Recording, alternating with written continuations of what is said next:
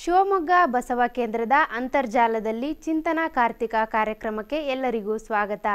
ಇದು ಅಲ್ಲಮ್ಮ ಪ್ರಭುದೇವರ ಅನುಭವ ಮಾಲಿಕೆಯ ಉಪನ್ಯಾಸ ಕಾರ್ಯಕ್ರಮ. ಕಾರ್ಯಕ್ರಮದ ಆರಂಭಕ್ಕೆ ಶಿವಮೊಗ್ಗ ಅಕ್ಕನ ಬಳಗದ ಸದಸ್ಯರಿಂದ ಗುರುಕರಣ ತ್ರಿವಿಧಿ. ಓಂ ಶ್ರೀ ಗುರು ಬಸವಲಿಂಗಾಯ ನಮಃ. ಓಂ ಶ್ರೀ ಗುರು ಬಸವಲಿಂಗಾಯ ನಮಃ. ಓಂ ಶ್ರೀ ಗುರು ಬಸವಲಿಂಗಾಯ ನಮಃ. ಶ್ರೀ ಗುರುವೇ ಸತ್ಕ್ರಿಯದಾಗರವೇ ಸುಜ್ಞಾನ ಸಾಗರವೇ ಎನ್ನ ಮತಿಗೆ ಮಂಗಳವಿತ್ತು ರಾಗದಿಂಬೇಗ ಕೃಪೆಯಾಗು. ಗುರುವೇ ಭಕ್ತರ ಕಲ್ಪ ತರುವೆ ಸಜ್ಜನ ಮನೋಹರವೇ ನಿಜ ಭಕ್ತಿ ಜ್ಞಾನ ವೈರಾಗ್ಯ ಮಂದಿರವೇ ಮದ್ಗುರುವೇ ಕೃಪೆಯಾಗು.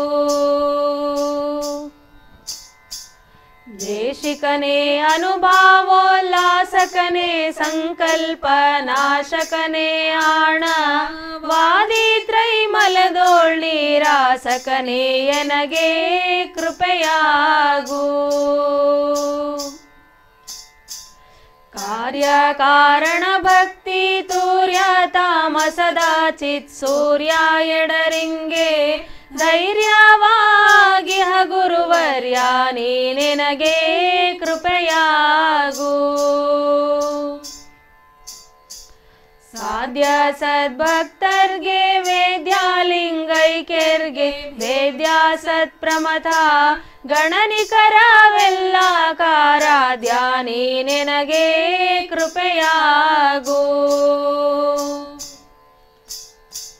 ನಗುರೋರಧಿಕವೆಂದು ಜಗದಲ್ಲಿ ಸಾರುತಿಹ ನಿಗಮ ಶ್ರುತಿಗೇಳಿ ಗುರುವೇ ನಾ ನಿಮ್ಮ ಪದಯುಗವ ಬಣ್ಣಿಪೆನು ಕೃಪೆಯಾಗು.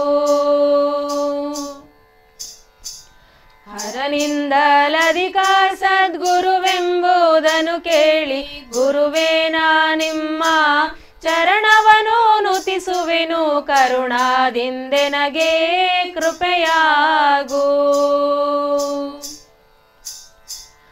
ಎಲ್ಲ ದೈವಕ್ಕೆ ನಿಮ್ಮ ಮೆಲ್ಲಡಿಯೇ ಘನವೆಂದು ಸೊಲ್ಲಿಗೊಮ್ಮೊಮ್ಮೆ ನುತಿಪೇ ನಾಂ ಗುರುರಾಯ ಸಲ್ಲೀಲೆಯಿಂದ ಕೃಪೆಯಾಗು.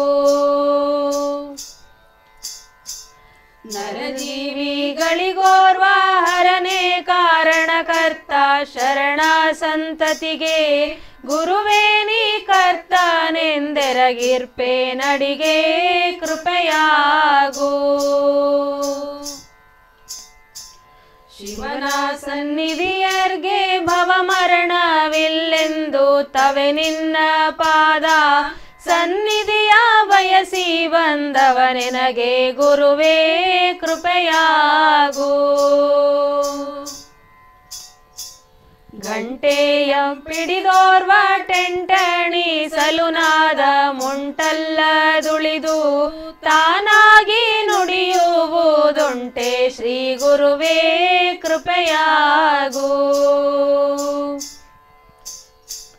ವೀಣಾನೂತನ ಶಬ್ದ ಪಾಣಿಯಿಂದೊಗೆವಂತೆ ಜಾಣ ಶ್ರೀ ಗುರುವೇ ನೀಂ ನುಡಿಸಿದಂತೆ ನಾ ಮಾಡದೆ ನುಡಿವೇ ಕೃಪೆಯಾಗು.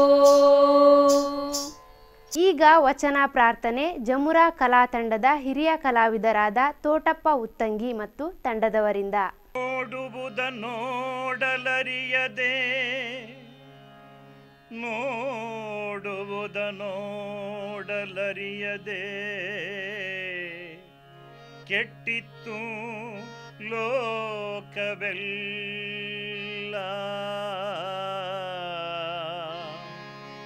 ನೋಡುವುದನ್ನೋಡಬಲ್ಲರೆ ಕೂಡಲಿಲ್ಲ ಆಗಲಿಲ್ಲ.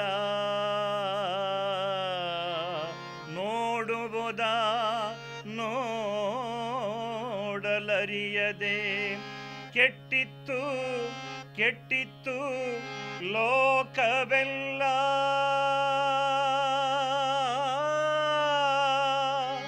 ಕೆಟ್ಟಿತ್ತು ಲೋಕವೆಲ್ಲ, ಕೆಟ್ಟಿತ್ತು ಲೋಕವೆಲ್ಲ.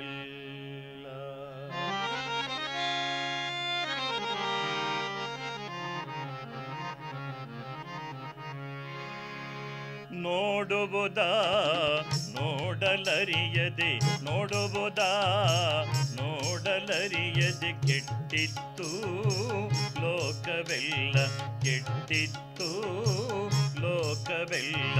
ನೋಡುವುದ ನೋಡಲರಿಯದೆ, ನೋಡುವುದ ನೋಡಲರಿಯದೆ ಕೆಟ್ಟಿತ್ತು ಲೋಕವೆಲ್ಲ, ಕೆಟ್ಟಿತ್ತು ಲೋಕವೆಲ್ಲ.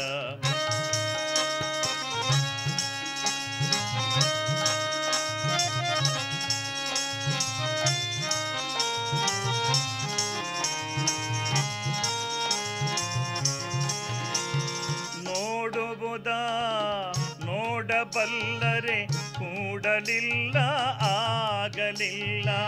ನೋಡುವುದ ನೋಡಬಲ್ಲರೆ ಕೂಡಲಿಲ್ಲ ಆಗಲಿಲ್ಲ.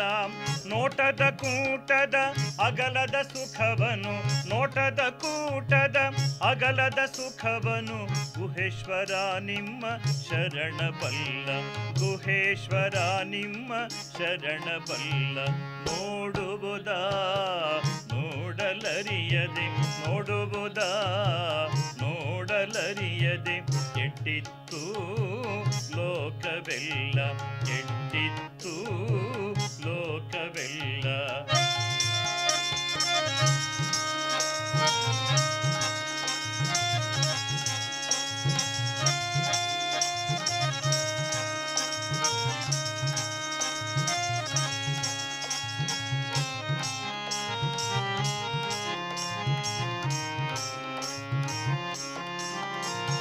ನೋಡುವುದ ನೋಡಬಲ್ಲರೆ ಕೂಡಲಿಲ್ಲ ಆಗಲಿಲ್ಲ. ನೋಡುವುದ ನೋಡಬಲ್ಲರೆ ಕೂಡಲಿಲ್ಲ ಆಗಲಿಲ್ಲ. ನೋಟದ ಕೂಟದ ಅಗಲದ ಸುಖವನು, ನೋಟದ ಕೂಟದ ಅಗಲದ ಸುಖವನು ಗುಹೇಶ್ವರ ನಿಮ್ಮ ಶರಣ ಬಲ್ಲ, ಗುಹೇಶ್ವರ ನಿಮ್ಮ ಶರಣ ಬಲ್ಲ. ನೋಡುವುದ ನೋಡುವುದ ನೋಡುವುದ ನೋಡಲರಿಯದೆ ಕೆಟ್ಟಿತ್ತು ಲೋಕವೆಲ್ಲ, ಕೆಟ್ಟಿತ್ತು ಲೋಕವೆಲ್ಲ.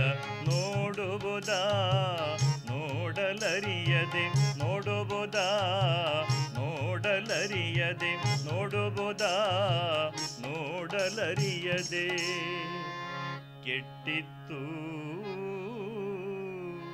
ಲೋಕವೆಲ್ಲ.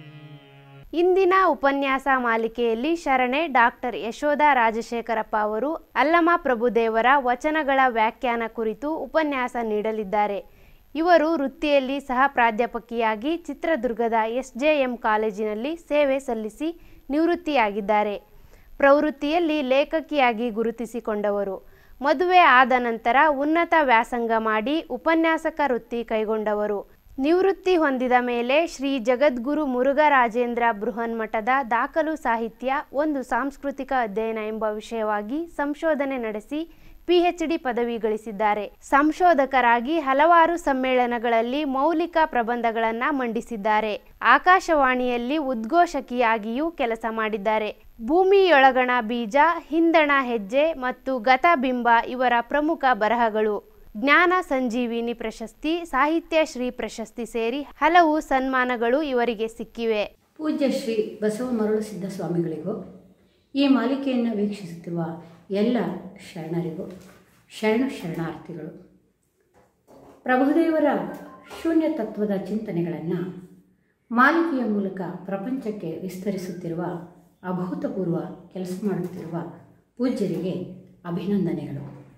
ಹಾಗೆಯೇ ಈ ಮಾಲಿಕೆಯಲ್ಲಿ ನನಗೂ ಕೂಡ ಮಾತನಾಡಲು ಅವಕಾಶ ಮಾಡಿಕೊಟ್ಟಿರುವ ಸ್ವಾಮೀಜಿಯವರಿಗೆ ಧನ್ಯವಾದಗಳು. ಆಧುನಿಕ ಬಹುಆಸಕ್ತ ಸಮಾಜದಲ್ಲಿ ಎಲ್ಲವೂ ಇದ್ದರೂ ಏನೋ ಕಳವಳದಲ್ಲಿ ತೊಳಲುತ್ತಿದ್ದು ಎಲ್ಲರಿಗೂ ನೆಮ್ಮದಿ ಶಾಂತಿ ಬೇಕಾಗಿರುವುದು ಇಂತಹ ಶರಣರ ಚಿಂತನೆಗಳಿಂದ. ಜೇಡಿ ದಾಸಮಯ್ಯ ಹೇಳುವಂತೆ ಸಿರಿ ಸಂಪತ್ತು ಯಾವುದು ಬೇಡ, ನಮ್ಮ ಶರಣರ ನುಡಿಗಡಿನವನ್ನು ಅರಗಳೆಡೆ ಇತ್ತಡೆ ನಿಮ್ಮನಿತ್ತೇ ಕಾಣ ರಾಮನಾಥ ಎನ್ನುವುದು ಸತ್ಯವೇ ಆಗಿದೆ. ಅಂತಹ ತಿಳುವಳಿಕೆ ನೀಡಲೆಂದೇ ಈ ಉಪನ್ಯಾಸ ಮಾಲಿಕೆ. ಇಂದಿನ ನನ್ನ ವಿಷಯ ಶ್ರೀ ಸಿದ್ದೇಶ್ವರ ಸ್ವಾಮಿಗಳು ರಚಿಸಿರುವ ಅಲ್ಲಮ ಪ್ರಭುದೇವರ ವಚನ ನಿರ್ವಚನ ಎಂಬ ಕೃತಿಯ ಪರಿಚಯ. ಆ ಕೃತಿ ಇಲ್ಲಿದೆ, ಎಲ್ಲರೂ ಕೂಡ ನೋಡಬಹುದು. ಆ ಬಗ್ಗೆ ಅಲ್ಲಮ ಪ್ರಭುಗಳ ಬಗ್ಗೆ ಈ ಹಿಂದಿನ ವಿದ್ವಾಂಸರು ಹೇಳಿರುವುದರಿಂದ ನಾನು ಹೆಚ್ಚಾಗಿ ಹೇಳುವುದಿಲ್ಲ. ಆದರೂ ಅಲ್ಲಮ ಪ್ರಭುಗಳು ಪ್ರಪಂಚದ ಒಂದು ಜ್ಞಾನ ವಿಸ್ಮಯ, ಮೇರು ಪರ್ವತ, ಕನ್ನಡ ನಾಡಿನ ಹೆಮ್ಮೆ. 20ನೇ ಶತಮಾನದ ಇಂಗ್ಲಿಶಿನ ನವ್ಯ ಸಾಹಿತಿಗಳಾದ TS ಎಲಿಯಟ್, ಹಾಪ್ಕಿನ್ಸ್, ಏಟ್ಸ್ ಮುಂತಾದವರು ಮಾಡಿದ ಭಾಷಾ ಪ್ರಯೋಗಗಳು ಮತ್ತು ಕಾವ್ಯಶಾಸ್ತ್ರ ಪ್ರಯೋಗಗಳನ್ನು 850 ವರ್ಷಗಳ ಹಿಂದೆಯೇ ಶರಣರು ತಮ್ಮ ಆಧ್ಯಾತ್ಮಿಕ ಅನುಸಂಧಾನದ ಹಿನ್ನೆಲೆಯಲ್ಲಿ ಬೆಳಗಿನ ವಚನಗಳನ್ನು ರಚನೆ ಮಾಡಿದ್ದಾರೆ. ಅವರು ಉಪಮೆ, ರೂಪಕ, ಪ್ರತಿಮೆ, ದೃಷ್ಟಾಂತ, ಅನ್ಯೋಕ್ತಿ, ಧ್ವನಿಗಳ ಮೂಲಕ ಅಪರೂಪದ ಪ್ರಯೋಗವನ್ನು ಮಾಡಿದರು. ಆಧ್ಯಾತ್ಮಿಕ ಅನುಭವಗಳನ್ನು ಸಾಮಾನ್ಯ ಭಾಷೆಯಲ್ಲಿ ಹೇಳುವುದು ಅಸಾಧ್ಯ ಎನಿಸಿದಾಗ ಶರಣರು ಬೆಳಗಿನ ಭಾಷೆಯ ಮೂಲಕ ಹೇಳಲು ಪ್ರಯತ್ನಿಸಿದರು. ಅವೇ ಬೆಳಗಿನ ವಚನಗಳು. ಅವನ್ನು ಅರ್ಥ ಮಾಡಿಕೊಳ್ಳುವುದು ಕಷ್ಟವಾದಾಗ ಹಿಂದಿನ ಕಾಲದ ಹಿರಿಯ ಅನುಭಾವಿಗಳಾದ ಕೆಲವರು, ಅಂದರೆ ಪುಲಿಗೆರೆಯ ಮಹಲಿಂಗ ದೇವರು, ಸಿಂಗಳದ ಸಿದ್ದಬಸವರಾಜ ದೇವರು, ಕಲ್ಲುಮಠದ ಪ್ರಭುದೇವರು ಮುಂತಾದವರು ಟೀಕು ಅಂದರೆ ವ್ಯಾಖ್ಯಾನಗಳ ಮೂಲಕ ಅವುಗಳ ಒಳ ಅರ್ಥ ತಿಳಿಸಿಕೊಡಲು ಪ್ರಯತ್ನಿಸಿದರು. ಹಾಗೆ ಅದಕ್ಕೊಂದು ಪಾರಿಭಾಷಿಕ ಪದಕೋಶವನ್ನು ಸಿದ್ಧ ಮಾಡಿದರು. ಅವರ ನಂತರ 20ನೇ ಶತಮಾನದಲ್ಲಿ ಜ್ಞಾನನಿಧಿಗಳು, ಪರಮಪೂಜ್ಯರು, ಶ್ರೇಷ್ಠ ಪ್ರವಚನಕಾರರೂ ಆದ ಶ್ರೀ ಸಿದ್ದೇಶ್ವರ ಸ್ವಾಮಿಗಳಿಂದ ಅಲ್ಲಮ ಪ್ರಭುದೇವರ ವಚನ ನಿರ್ವಚನ ಎಂಬ ಕೃತಿ ರಚಿತವಾಯಿತು. ಅದರ ಒಂದು ಸಣ್ಣ ಪರಿಚಯ ಇಂದು ನಾನು ಮಾಡುತ್ತಿದ್ದೇನೆ. ಈ ಕೃತಿ 1116 ಪುಟಗಳ ಒಂದು ಬೃಹತ್ ಒತ್ತಿಗೆ. ಇದು 1998ರಲ್ಲಿ ಶ್ರೀ ಸುತ್ತೂರು ಮಠದಿಂದ ಪ್ರಕಟವಾಗಿ ಪರಿಷ್ಕೃತಗೊಳ್ಳುತ್ತಾ 2017ರವರೆಗೆ ಹಲವು ಮುದ್ರಣಗಳನ್ನು ಕಂಡು ಸಮಗ್ರ ಸಂಪುಟವಾಗಿ 673 ವಚನಗಳ ನಿರ್ವಚನದೊಂದಿಗೆ ಪ್ರಕಟವಾಗಿದೆ. ಇದು ಆರಂಭವಾಗಿದ್ದು 1998ರಲ್ಲಿ ಶ್ರೀ ಸುತ್ತೂರು ಮಠದಲ್ಲಿ ಶ್ರೀ ಸಿದ್ದೇಶ್ವರ ಸ್ವಾಮಿಗಳ ನೇತೃತ್ವದಲ್ಲಿ ಒಂದು ತಿಂಗಳ ಕಾಲ ನಡೆದ ಸಾಮೂಹಿಕ ಚಿಂತನೆಯ ಗೋಷ್ಠಿಯ ಫಲಶ್ರುತಿಯಾಗಿ ಹೊರಬಂದಿತು. ಸಮೂಹ ಚಿಂತನಾ ಗೋಷ್ಠಿ ಶ್ರೀ ಸಿದ್ದೇಶ್ವರ ಸ್ವಾಮಿಗಳ ನೇತೃತ್ವದೊಂದಿಗೆ ವಿದ್ವಾನ್ ಡಾಕ್ಟರ್ ಇಮ್ಮಡಿ ಶಿವಬಸವ ಸ್ವಾಮಿಗಳು, ಕುಂದೂರು ಮಠ, ಮೈಸೂರು, ಡಾಕ್ಟರ್ ಎಲ್ ಶಿವರುದ್ರಪ್ಪ, ನಿವೃತ್ತ ತತ್ವಶಾಸ್ತ್ರ ಪ್ರಾಧ್ಯಾಪಕರು, ಬೆಂಗಳೂರು, ಡಾಕ್ಟರ್ ಸಂಗಮೇಶ್ ಬಿರಾದಾರ, ನಿವೃತ್ತ ಕನ್ನಡ ಪ್ರಾಧ್ಯಾಪಕರು, ಜಮಖಂಡಿ, ಪ್ರೊಫೆಸರ್ KB ಪ್ರಭುಪ್ರಸಾದ್, ನಿವೃತ್ತ ಇಂಗ್ಲಿಷ್ ಪ್ರಾಧ್ಯಾಪಕರು, ಮೈಸೂರು, ಇವರೆಲ್ಲ ಶ್ರೀ S ನಂಜುಂಡಯ್ಯ, ನಿವೃತ್ತ ಕನ್ನಡ ಪ್ರಾಧ್ಯಾಪಕರು, ಮೈಸೂರು, ಇವರೆಲ್ಲರ ಸಲಹೆ, ಸೂಚನೆ, ವ್ಯಾಖ್ಯಾನಗಳಿಂದ ಮತಿತಾರ್ಥಗೊಂಡು ಶ್ರೀ ಸಿದ್ದೇಶ್ವರ ಸ್ವಾಮಿಗಳಿಂದ ರಚಿತಗೊಂಡ ಬೃಹತ್ ಸಂಪುಟವಾಗಿದೆ. ಅಲ್ಲಮನ ವಿಶಿಷ್ಟ ಅನುಭವ ಈ ವಚನಗಳಲ್ಲಿ ಸೂರೆಗೊಂಡಿದೆ. ಅವುಗಳ ಆಳ, ಅಗಲ, ಎತ್ತರ, ಮಾತಿಂಗೆ ಮೀರಿದ ಅನುಭೂತಿ, ಅದಕ್ಕೆ ತಕ್ಕ ಭಾಷೆ, ರೂಪಕ, ದೃಷ್ಟಾಂತಗಳ ಮೂಲಕ ಕಟ್ಟಿಕೊಡುವ ಆಧ್ಯಾತ್ಮಿಕ ಜ್ಞಾನ, ಹಾಗೆ ಕಥನ ವೈಖರಿಯಿಂದ ಇದೊಂದು ಅಪರೂಪದ ವಿಶಿಷ್ಟ ಕೃತಿಯಾಗಿದೆ.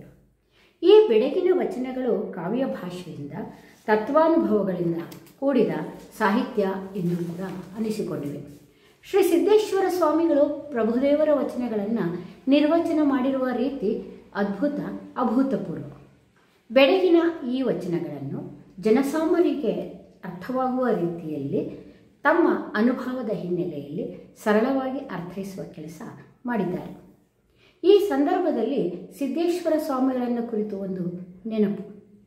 ಒಂದು ಸಾರಿ ನಾವು ದಾವಣಗೆರೆಗೆ ಹೋದಾಗ ಸ್ವಾಮಿಗಳ ಪ್ರವಚನ ನಡೆಯುತ್ತಿತ್ತು.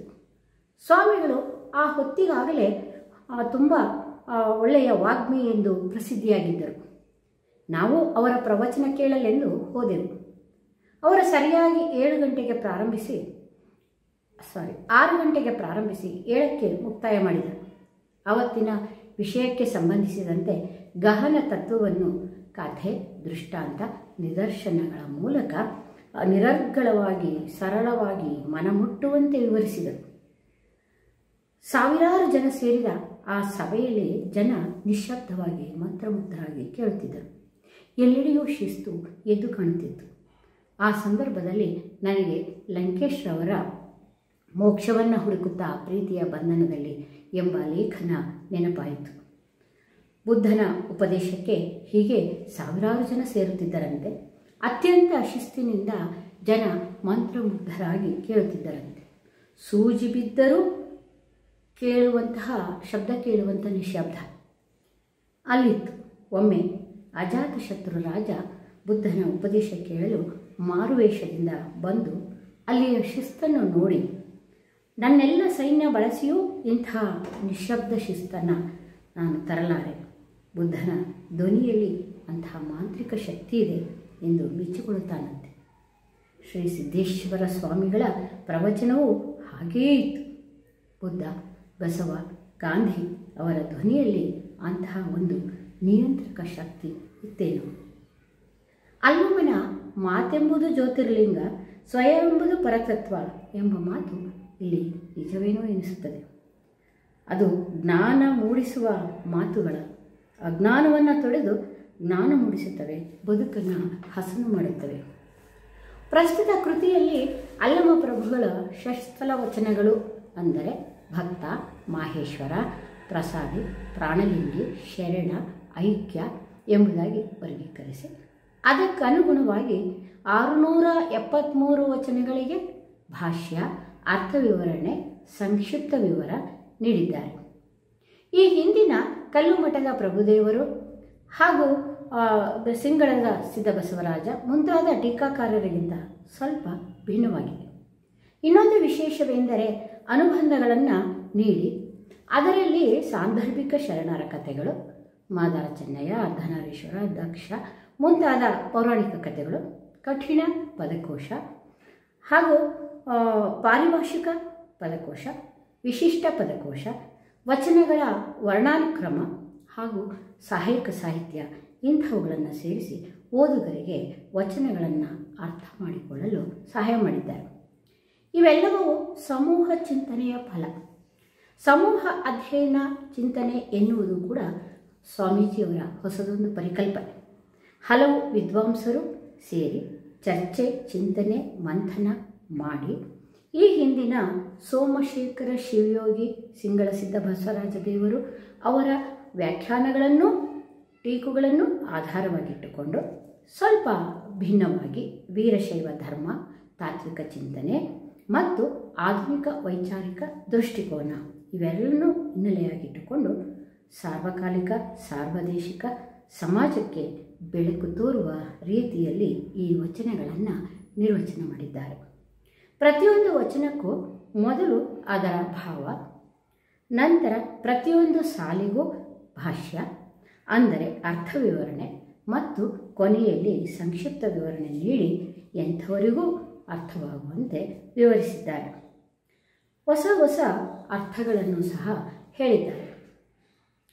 ಉದಾಹರಣೆಗೆ ನೋಡುವುದಾದರೆ ಭಕ್ತ ಸ್ಥಳದ ಒಂದು ವಚನವನ್ನು ನೋಡಬಹುದು.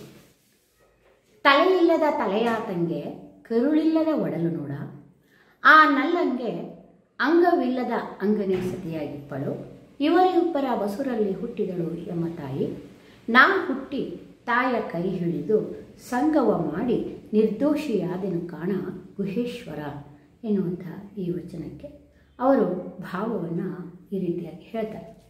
ಪರವಸ್ತುವು ಭೇದ ಜ್ಞಾನವಿಲ್ಲದ ಶುದ್ಧ ಚೇತನ, ತಲೆಯಿಲ್ಲದ ತಲೆಯಾತಂಗೆ ಕರುಳಿಲ್ಲದ ಒಡಲು ನೋಡ, ಒಂದು ಅವಯವ ಉಳ್ಳಂತಹ ನಿರಾಕಾರ ಸ್ವರೂಪ.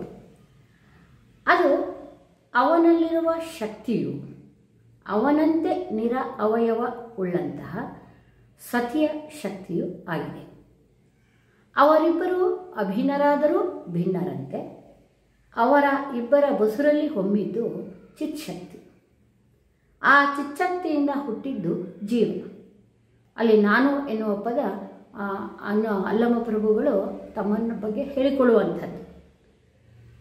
ಹುಟ್ಟಿದ್ದು ಜೀವ. ಜೀವವು ತಾಯಿಯಾದ ಚಿತ್ಶಕ್ತಿಯಿಂದ ಆಧ್ಯಾತ್ಮಿಕ ಅನುಸಂಧಾನ ಮಾಡಿ ಶಿವಕಳೆ ಹೊಂದಿದ ಕಾರಣ ಶರಣನಾಗುತ್ತಾನೆ. ದೇಹಕ್ಕೆ ಅಂಟಿದ ಮಲಗಳನ್ನು ಕಳೆದುಕೊಂಡು ಕಳಂಕರಹಿತನಾಗುತ್ತಾನೆ, ಅಂದರೆ ನಿರ್ದೋಷಿಯಾಗುತ್ತಾನೆ. ಆಗ ಆ ಪರವಸ್ತುವನ್ನೇ ಸೇರಿ ಪರವಸ್ತುವೇ ಆಗಿಬಿಡುತ್ತಾನೆ. ಈ ರೀತಿ ಆ ಪರಶಿವ ಮತ್ತು ಸತಿ ಅವರಿಬ್ಬರ ಸಮ್ಮಿಲನದಿಂದ ಚಿತ್ಶಕ್ತಿಯಿಂದ ಜೀವದ ಉದಯ ಇವೆಲ್ಲವನ್ನು ಹೇಳುತ್ತಾ ಜೀವ ಹೇಗೆ ಊರ್ಧ್ವಮುಖಿಯಾಗಿ ಶರಣನಾಗುತ್ತಾನೆ ಎನ್ನುವಂತಹ ಭಾವನೆಯನ್ನು ಇಲ್ಲಿ ಹೇಳ್ತಾರೆ. ಇದರಲ್ಲಿ ಪ್ರತಿ ಸಾಲಿಗೂ ಕೂಡ ಭಾಷ್ಯ ನೀಡಿ ಅರ್ಥವಿವರಣೆ ನೀಡುತ್ತಾ ಹೋಗುತ್ತಾರೆ.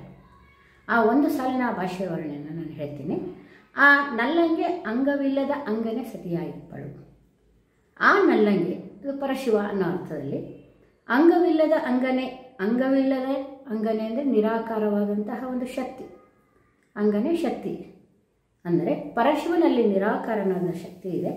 ಅದು ಅವನ ಪತಿಯಾದರೆ ಅವಳು ಸತಿಯಾಗ್ತಾಳೆ. ಇಲ್ಲಿ ಈ ವಚನದಲ್ಲಿ ಆ ಅಭಿಪ್ರಾಯದಂತೆ ಅದು ಹಿಂದಿನ ಟೀಕಾಕಾರ ಅಭಿಪ್ರಾಯವಾಗಿದೆ. ಆದರೆ ಸಿದ್ದೇಶ್ವರ ಸ್ವಾಮಿಗಳು ಇನ್ನೊಂದು ಹೊಸ ಅರ್ಥವನ್ನು ಕೊಡ್ತಾರೆ. ಅಲ್ಲಿರುವ ಜೀವ ಅದು ಅಧೋಮುಖಿಯಾಗಿರುತ್ತದೆ.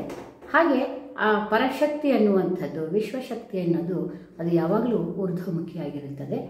ಆ ಪರಶಕ್ತಿಯ ಕರುಣೆಯಿಂದ, ಗುರುವಿನ ಕರುಣೆಯಿಂದ ಜೀವವೂ ಕೂಡ ಊರ್ಧ್ವಮುಖಿಯ ಪ್ರವಾಹವಾಗಿ ಕಾಣುವಂತಹದ್ದು ಆ ಒಂದು ಅರ್ಥವನ್ನು ಅವರು ಕೊಡ್ತಾರೆ. ಇದು ಸಿದ್ದೇಶ್ವರ ಸ್ವಾಮಿಗಳು ಒಂದು ಹೊಸ ಚಿಂತನೆಯನ್ನು ಅವರು ನೀಡುತ್ತಾರೆ. ಹಾಗೆ ಇನ್ನೊಂದು ವಚನವನ್ನು ನಾವು ನೋಡಬಹುದು. ಅದು ಕೂಡ ಹೇಗೆ ತನವನ್ನು ಕಳೆದುಕೊಂಡು ಪರತತ್ವದಲ್ಲಿ ಲೀನವಾಗುತ್ತಾನೆ ಎನ್ನುವಂಥದ್ದು. ಕಾಳ ರಕ್ಕಸಿಗೊಬ್ಬ ಮಗ ಹುಟ್ಟಿ ಕಾಯದ ರಾಶಿಯ ಮೊಗೆವುತ್ತ ಸುರುವುತ್ತಲಿದ್ದನಯ್ಯ. ಕಾಳ ರಕ್ಕಸಿಯ ಮೂಗು ಮೊಲೆಯ ಕೊಯ್ದು ದೇವ ಕನ್ನಿಕೆಯ ಮೊರೆ ಹೊಕ್ಕು ಬಾಯ ತುತ್ತೆಲ್ಲವನ್ನು ಉಣಲೊಲ್ಲದೆ ಕಾರಿದಡೆ ಆತನ ಭಕ್ತನೆಂಬೆ ಗುಹೇಶ್ವರ. ಈ ವಚನದಲ್ಲಿ ಭಕ್ತನೆಂದರೆ ಹೇಗಿರಬೇಕು ಎಂಬುದನ್ನು ಹೇಳುತ್ತಾರೆ. ಕಾಳರ ರಕ್ಕಸಿ ಎಂದರೆ ಅಜ್ಞಾನ. ಅಜ್ಞಾನದ ಕಾರಣದಿಂದ ಜೀವನು ದೇಹಗಳನ್ನು ಧರಿಸುತ್ತಾನೆ. ಜನನ ಮರಣದ ಚಕ್ರದಲ್ಲಿ ತೊಳಲುತ್ತಾನೆ. ಆ ಕಾಳರಕ್ಕಸಿಯ ಅಂದರೆ ಅಜ್ಞಾನಕ್ಕೆ ಕಾರಣವಾದಂತಹ ಅಹಂಕಾರ ಮತ್ತು ಮಮಕಾರ ಇವುಗಳನ್ನು ನಾಶ ಮಾಡಿಕೊಂಡು, ಮೂಗು ಮತ್ತು ಮೊಲೆ ಎಂದರೆ ಅಹಂಕಾರ ಮತ್ತು ಮಮಕಾರ ಅಥವಾ ವ್ಯಾಮೋಹಗಳು, ಮೋಹ, ಅವುಗಳನ್ನು ಕಳೆದುಕೊಳ್ಳುವಂಥದ್ದು. ಅದು ಗುರುಕರುಣೆಯಿಂದ. ದೇವಕನ್ನಿಕೆ ಎನ್ನುವ ಅರ್ಥವನ್ನು ಇಲ್ಲಿ ಗುರುಕರುಣೆ ಅನ್ನುವಂಥ ತೆಗೆದುಕೊಂಡ್ರೆ ಅವುಗಳ ಸಹಾಯದಿಂದ ಇವೆಲ್ಲವನ್ನು ನಾಶ ಮಾಡಿ ಜನನ ಮರಣ ಚಕ್ರವನ್ನೂ ಕೂಡ ನಾಶ ಮಾಡಿಕೊಂಡು ಇದೆಲ್ಲವೂ ಕೂಡ ಪರಶಿವನದು, ಇದೆಲ್ಲವೂ ನನ್ನದಲ್ಲ ಅನ್ನುವ ಭಾವನೆಯನ್ನು ತಂದುಕೊಂಡು ಅಲ್ಲಿ ಅವನು ಪರಶಿವನೇ ಆಗಿಬಿಡುವಂಥದ್ದು. ಉಣಲಲ್ಲದೆ ಅಂದರೆ ಇಂದಿರುವಂತಹ ಅನೇಕ ಅಹಂಗಳನ್ನು, ಮದಗಳನ್ನು ಕಳೆದುಕೊಂಡು ಜ್ಞಾನದ ಬೆಳಕನ್ನು ಪಡೆದುಕೊಂಡು ತಾನು ಅನುಭವಿಸುತ್ತಿರುವ ಇವ್ಯಾವೂ ತನ್ನದಲ್ಲವೆಂದು ಅವನ್ನೆಲ್ಲವನ್ನೂ ತ್ಯಜಿಸುತ್ತಾನೆ. ತಾನೇ ಲಿಂಗವಾಗಿ ಭಕ್ತನಾಗಿ ಶಿವನಾಗುತ್ತಾನೆ. ಅವನೇ ನಿಜವಾದ ಭಕ್ತ. ಇಲ್ಲಿಯೂ ಪ್ರತಿ ಸಾಲಿಗೂ ಭಾಷ್ಯ ಬರೆದು ಒಂದು ಸಂಕ್ಷಿಪ್ತ ಅರ್ಥ ವಿವರಣೆ ನೀಡುತ್ತಾರೆ. ಇಲ್ಲಿ ಹಿಂದಿನ ಟೀಕೆಗಳಿಗಿಂತ ಭಿನ್ನವಾಗಿ ಅಲ್ಲಿ ಆ ಕಾಳ ರಕ್ಕಸಿಯನ್ನು ಅವರು ಮಾಯೆ ಅಂತ ಕರೀತಾರೆ. ಇಲ್ಲಿ ಸಿದ್ದೇಶ್ವರ ಸ್ವಾಮಿಗಳು ಅದನ್ನು ಅಜ್ಞಾನ ಎಂದು ಕರೆಯುತ್ತಾರೆ. ಕಾಳ ರಕ್ಕಸಿ, ಕಪ್ಪನೆಯ ರಕ್ಕಸಿ ಅಂತ ಹೇಳಿದ್ರೆ ಅಜ್ಞಾನ ಅನ್ನುವ ಅರ್ಥ. ಅಜ್ಞಾನದ ಎರಡು ಮುಖಗಳಾದ ಅಹಂಕಾರ, ಮಮಕಾರ ಇವೆರಡನ್ನೂ ಕೂಡ ಕಳೆದುಕೊಳ್ಳುವಂತಹ ಸ್ಥಿತಿಯನ್ನು ಪಡೆದುಕೊಂಡು ಆ ನಂತರದಲ್ಲಿ ಜನನ ಮರಣ ಚಕ್ರದಿಂದ ಬಿಡಿಸಿಕೊಂಡು ಅವನು ಶಿವನೇ ಆಗುವಂತಹ, ಶರಣನೇ ಆಗುವಂಥ ಒಂದು ಸರಳವಾದಂತಹ ಅರ್ಥವನ್ನು ಅವರು ಈ ವಚನದಲ್ಲಿ ನೀಡುತ್ತಾರೆ. ಶರಣ ಸ್ಥಳದ ಇನ್ನೊಂದು ವಚನವನ್ನು ನೋಡುವುದಾದರೆ, ಧರೆಯ ಮೇಲುಳ್ಳ ಅವರು ಹಿರಿಯರೆಲ್ಲರೂ ಮರಳುಗೊಂಡಾಡುತ್ತಿದ್ದಾರೆ ನೋಡ, ಮಂಜಿನ ಮಡಕೆಯೊಳಗೆ ರಂಜನೆಯ ಭಾಂಡವ ಅಂಜದೆ ಪಾಕ ಮಾಡಿಕೊಂಡು ಉಂಡು ಭಾಂಡವ ಮಾಡುತ್ತಿಹರು ನೋಡ, ಸಂಜೀವಿನಿಯ ಬೇರೆ ಕಾಣದೆ ಮರಣಕ್ಕೊಳಗಾದರು, ಗುಹೇಶ್ವರನರಿಯದ ಭಾರಕರೆಲ್ಲರೂ. ಈ ವಚನದ ಭಾವ, ಜಗತ್ತಿನ ಅನೇಕ ಹಿರಿಯರು ಜ್ಞಾನಿಗಳು ಅಂತ ಹೇಳಿಕೊಳ್ಳುವವರು, ಆತ್ಮವಿದ್ಯೆಯಲ್ಲಿ ಬಲ್ಲಿದರು ಎಂದು ಅಹಂಕಾರ ಪಡುವವರು, ಅವರ ವರ್ತನೆ ಅದಕ್ಕೆ ವಿರೋಧವಾಗಿರುತ್ತದೆ. ಅವರ ಅಂತರಂಗ ಮಂಜಿನ ಮಡಕೆಯಂತೆ ಏನೂ ಇಲ್ಲ, ಅದರೊಳಗೆ ಅನುಭವದ ಸತ್ವವಿಲ್ಲ. ಲೋಭ, ಮದ, ಮತ್ಸರ, ಕಾಮಗಳನ್ನು ತುಂಬಿಕೊಂಡಿದ್ದಾರೆ. ಅಚ್ಚರಿಯ ಮಾತೆಂದರೆ, ಅಳುಕದೆ ಅಂಚದೆ ಆಧ್ಯಾತ್ಮಿಕ ಉಪದೇಶಗಳನ್ನು ಅತ್ಯಂತ ಆಕರ್ಷಕವಾಗಿ ನೀಡುತ್ತಾರೆ. ಆದರೆ ನುಡಿದಂತೆ ನಡೆಯಲಾರರು. ನಾವು ಇವತ್ತಿನ ಜಗತ್ತಿನಲ್ಲಿಯೂ ಕೂಡ ನೋಡಬಹುದು. ಗುರು ಶಿಷ್ಯರಿಗೆ ನೈತಿಕ ಬೋಧನೆ ನೀಡಿ ತಾನು ಅದರಂತೆ ನಡೆಯದಿದ್ದರೆ ಗುರುವಿಗೆ ಬೆಲೆ ಬಾರದು. ತಮ್ಮನ್ನೇ ತಾವು ಮಾರಿಕೊಳ್ಳುವ ಅವರು ಮರಣಕ್ಕೆ ಒಳಗಾಗುವವರು. ಸತ್ಯದ ಸಾಕ್ಷಾತ್ಕಾರವಿಲ್ಲದ ಅವರು ಭವಬಂಧಿತರು. ಆದರೆ ಶರಣ ಹಾಗಲ್ಲ. ನಡೆ ನುಡಿಯಲ್ಲಿ ಏಕರೂಪನಾಗಿ ಆಸೆ ಆಮಿಷಗಳಿಗೆ ಒಳಗಾಗದೆ ಆತ್ಮವಿದ್ಯೆಯನ್ನು ಪಡೆದು ಅನುಭೂತಿಯಾಗಿದ್ದಾನೆ. ಅವನು ಶಬ್ದಮುಗ್ಧ. ಅವನಿಗೆ ಯಾವ ಸಂಜೀವಿನಿಯ ಬೇಕಿಲ್ಲ. ಅವನಿಗೆ ಮರಣದ ಸ್ಪರ್ಶವೂ ಇಲ್ಲ. ಅವನೇ ನಿಜವಾದ ಶರಣ. ಈ ವಚನವನ್ನು ಅತ್ಯಂತ ಸರಳವಾಗಿ, ಹಿಂದಿನವರಿಗಿಂತ ಭಿನ್ನವಾಗಿ ಆತ್ಮಿಕತೆಯನ್ನು ಸ್ಪರ್ಶವನ್ನು ಕೊಟ್ಟು ವಿಶ್ಲೇಷಿಸಿದ್ದಾರೆ. ಅವರ ಬಹು ವಚನಗಳಲ್ಲಿ ಬಂದಿರುವ ಬಯಲಿನ ಬಗ್ಗೆ ಒಂದು ವಚನವನ್ನು ಹೇಳುವುದಾದರೆ, ಬಯಲ ಬೆರಗಿನ ಸುಖದ ಸವಿಯ ಬೆರಗಳಲ್ಲದೆ ಕಾಣೆನೆಂಬ ನುಡಿಗೆಡೆಯ ಕಾಣೆ, ಕುರುಹುಗೆಟ್ಟು ಅರಿವ ನೆರೆಯರಿದು ಬೆರೆಸಿದೆನೆಂಬ ಬಿರುನುಡಿಯ ನುಡಿಗೆ ನಾಚಿದೆನಯ್ಯ ಗುಹೇಶ್ವರ. ಇಲ್ಲಿ ಪರವಸ್ತು ಎನ್ನುವುದು ಒಂದು ಬಟ್ಟ ಬಯಲು, ಒಂದು ಶೂನ್ಯ. ತನ್ನದೆಲ್ಲವನ್ನೂ ಕಳೆದುಕೊಂಡಾಗ ಅವನು ಆ ಪರಶಿವನಲ್ಲಿ ಲೀನವಾಗಿ ಹೋಗುತ್ತಾನೆ. ಆಗ ಬಯಲನೆ ಬಿತ್ತಿ ಬಯಲನೆ ಬೆಳೆದು ಅನ್ನುವಂಥ ಅರ್ಥ, ಆ ಶೂನ್ಯ ತತ್ವ ಅಲ್ಲಿ ಕಾಣುತ್ತದೆ. ಈ ಶೂನ್ಯತೆಯನ್ನು ಬಂದ ಮೇಲೆ ಅಥವಾ ಆ ಎಲ್ಲವನ್ನೂ ತಿಳಿದುಕೊಂಡಾದ ಮೇಲೆ ಅಲ್ಲಿ ಐಕ್ಯನಾದಂತಹ ಸ್ಥಿತಿಯಲ್ಲಿ ಇರ್ತಾನೆ. ಪರಮಾತ್ಮನಲ್ಲಿ ಸೇರಿ ಹೋದ ಮೇಲೆ ಕುರುಹು ಎಲ್ಲಿದೆ? ಹಾಗೆ ಆ ಬೆರೆತೇನು, ಶಿವನಲ್ಲಿ ಬೆರೆತೇನೆ ಎಂಬ ಭಾವವೂ ಅಡಗಿ ಹೋಗುತ್ತದೆ. ನಾನು ಶಿವನಲ್ಲಿ ಬೆರೆತು ಹೋದೆ ಎನ್ನುವಂಥ ಅಹಂಕಾರವೂ ಕೂಡ ಅಡಗಿ ಹೋಗುತ್ತದೆ. ಬಯಲಲ್ಲಿ ಬಯಲಾದೆ ಅನ್ನುವಂಥ ಒಂದು ಶೂನ್ಯ ತತ್ವವನ್ನು ಅಲ್ಲಿ ಹೇಳುತ್ತಾರೆ. ಈ ಸಂದರ್ಭದಲ್ಲಿ ನನಗೆ ಆ ಶೂನ್ಯ ತತ್ವವನ್ನು ಕುವೆಂಪು ಅವರು ತಮ್ಮ ರಾಮಾಯಣ ದರ್ಶನದಲ್ಲಿ ಅತ್ಯಂತ ಅರ್ಥಪೂರ್ಣವಾಗಿ ಹೇಳ್ತಾರೆ. ಒಂದು ಸಂದರ್ಭ, ಎಲ್ಲರೂ ಕೂಡ ಲಂಕೆಯಿಂದ ಶ್ರೀರಾಮಚಂದ್ರ, ಸೀತೆ, ಲಕ್ಷ್ಮಣ ಮರಳಿ ಅಯೋಧ್ಯೆಗೆ ಬರ್ತಾರೆ. ಅಯೋಧ್ಯೆಗೆ ಬಂದಾಗ ಆ ಲಕ್ಷ್ಮಣನ ಪತ್ನಿ ತಪಸ್ವಿನಿಯಂತೆ ಬದುಕಿದಳು. ಅವಳು ಅವರನ್ನು ಎದುರುಗೊಳ್ಳಲು ಸಿಂಗಾರವನ್ನು ಮಾಡಿಕೊಂಡು ಹೋಗ್ತಾಳೆ.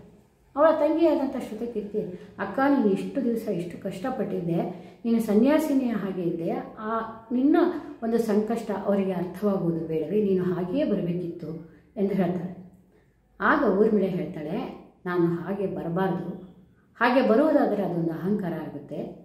ಎಲ್ಲ ತತ್ವವನ್ನು ಕೂಡ ಅದರಲ್ಲಿ ಹೇಳ್ತಾ ಅವರು, ಎಲ್ಲ ಸಾಧನೆಯ ಕೊನೆಯ ಗುರಿ ಅಂದರೆ ತನ್ನ ಇಲ್ಲಗೈಯುವುದು. ಆ ಒಂದು ಸಾಗರಕ್ಕೆ ನಾನೊಂದು ಹನಿ, ಆ ಸಾಗರದಲ್ಲೇ ನಾನು ಬೆರೆತು ಹೋಗಬೇಕು ಅನ್ನುವಂಥ ಮಾತನ್ನು ಹೇಳ್ತಾಳೆ. ಅದೇ ಶೂನ್ಯ ತತ್ವ, ತನ್ನ ಸಾಧನೆಯ ಇಲ್ಲಗೈಯುವುದು. ಅದನ್ನು ಬಹಳ ಚೆನ್ನಾಗಿ ಹೇಳ್ತಾರೆ ಕುವೆಂಪು ಅವರು.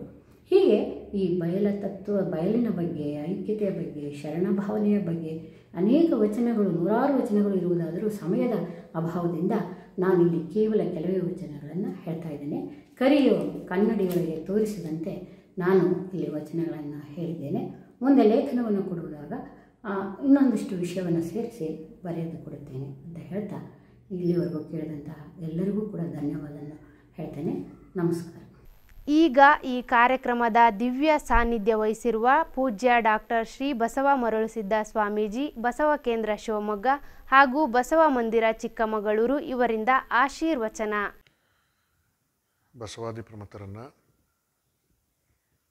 ವಿಶ್ವದ ಎಲ್ಲ ದಾರ್ಶನಿಕರನ್ನು ಸ್ಮರಿಸಿಕೊಂಡು ಅಂತರ್ಜಾಲದಲ್ಲಿ ನಡೀತಾ ಇರುವಂತಹ ಚಿಂತನ ಕಾರ್ತಿಕ 2020 ಇಂದಿನ ಉಪನ್ಯಾಸವನ್ನು ಶರಣೆ ಡಾಕ್ಟರ್ ಪಿ ಯಶೋಧ ರಾಜಶೇಖರಪ್ಪ ಅವರು ನೆರವೇರಿಸಿಕೊಟ್ಟಿದ್ದಾರೆ. ಅವರಲ್ಲಿ ಇವತ್ತಿನ ಕಾರ್ಯಕ್ರಮದ ದಾಸೋಹ ಸೇವೆಯನ್ನು ಶರಣ ಪಿ ವಾಗೀಶ್ ಮತ್ತು ಕುಟುಂಬ ವರ್ಗದವರು ಶಿವಮೊಗ್ಗ ಇವರು ವಹಿಸಿಕೊಂಡಿದ್ದಾರೆ. ಅವರಲ್ಲಿ ಬಸವ ಕೇಂದ್ರದ ಅಧ್ಯಕ್ಷರು ಮತ್ತು ಪದಾಧಿಕಾರಿಗಳಲ್ಲಿ ವಚನ ಗಾಯನವನ್ನು ನೆರವೇರಿಸಿಕೊಟ್ಟಂತಹ ಕಲಾವಿದರಲ್ಲಿ ಅಂತರ್ಜಾಲದ ಮೂಲಕವಾಗಿ ಕಾರ್ಯಕ್ರಮವನ್ನು ವೀಕ್ಷಿಸ್ತಾ ಇರುವಂತಹ ತಮ್ಮೆಲ್ಲರಲ್ಲಿ ಶರಣಾರ್ಥಿಗಳು.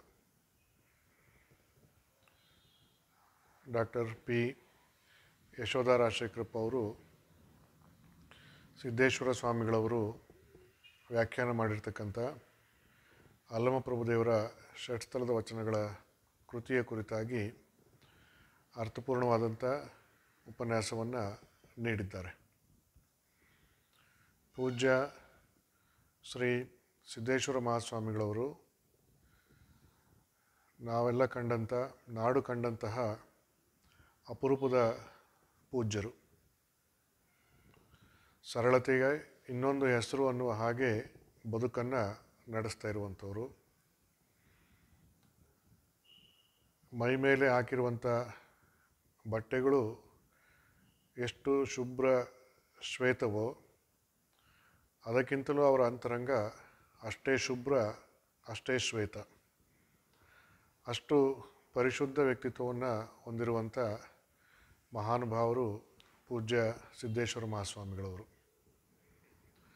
ವೇದಾಂತ, ಸಿದ್ಧಾಂತ, ಅನುಭವ, ಶಾಸ್ತ್ರ, ಪುರಾಣ, ತರ್ಕ ಹೀಗೆ ಯಾವುದೇ ಸಂಗತಿ ಇರಲಿ ಅದರ ಬಗ್ಗೆ ಸಾಮಾನ್ಯ ಜನಗಳಿಗೂ ಕೂಡ ಮನಸ್ಸಿಗೆ ಮುಟ್ಟುವ ಹಾಗೆ, ಹೃದಯಕ್ಕೆ ತಟ್ಟುವ ಹಾಗೆ ಪ್ರವಚನಗಳ ಮೂಲಕವಾಗಿ ತಿಳಿ ಹೇಳಬಲ್ಲ ಅಪರೂಪದ ಗುರುಗಳವರು.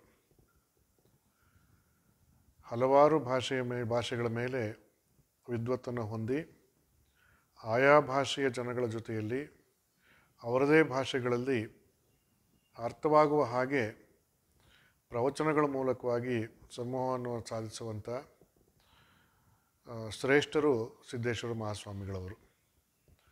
ಅವರು ಸುತ್ತೂರು ಶ್ರೀಮಠದಲ್ಲಿ ಅಲ್ಲಮಪ್ರಭುದೇವರ ವಚನಗಳನ್ನು ನಿರ್ವಚನ ಮಾಡೋದಕ್ಕೋಸ್ಕರವಾಗಿ ನಡೆಸಿದಂಥ ಚರ್ಚೆ, ಸಂವಾದಗಳ ಪ್ರತಿಫಲವಾಗಿ ಮೂಡಿ ಬಂದಿರತಕ್ಕಂಥ ಒಂದು ಅಲ್ಲಮಪ್ರಭುದೇವರ ವಚನಗಳನ್ನು ನಿರ್ವಚನ ಮಾಡಿದ್ದಾರೆ.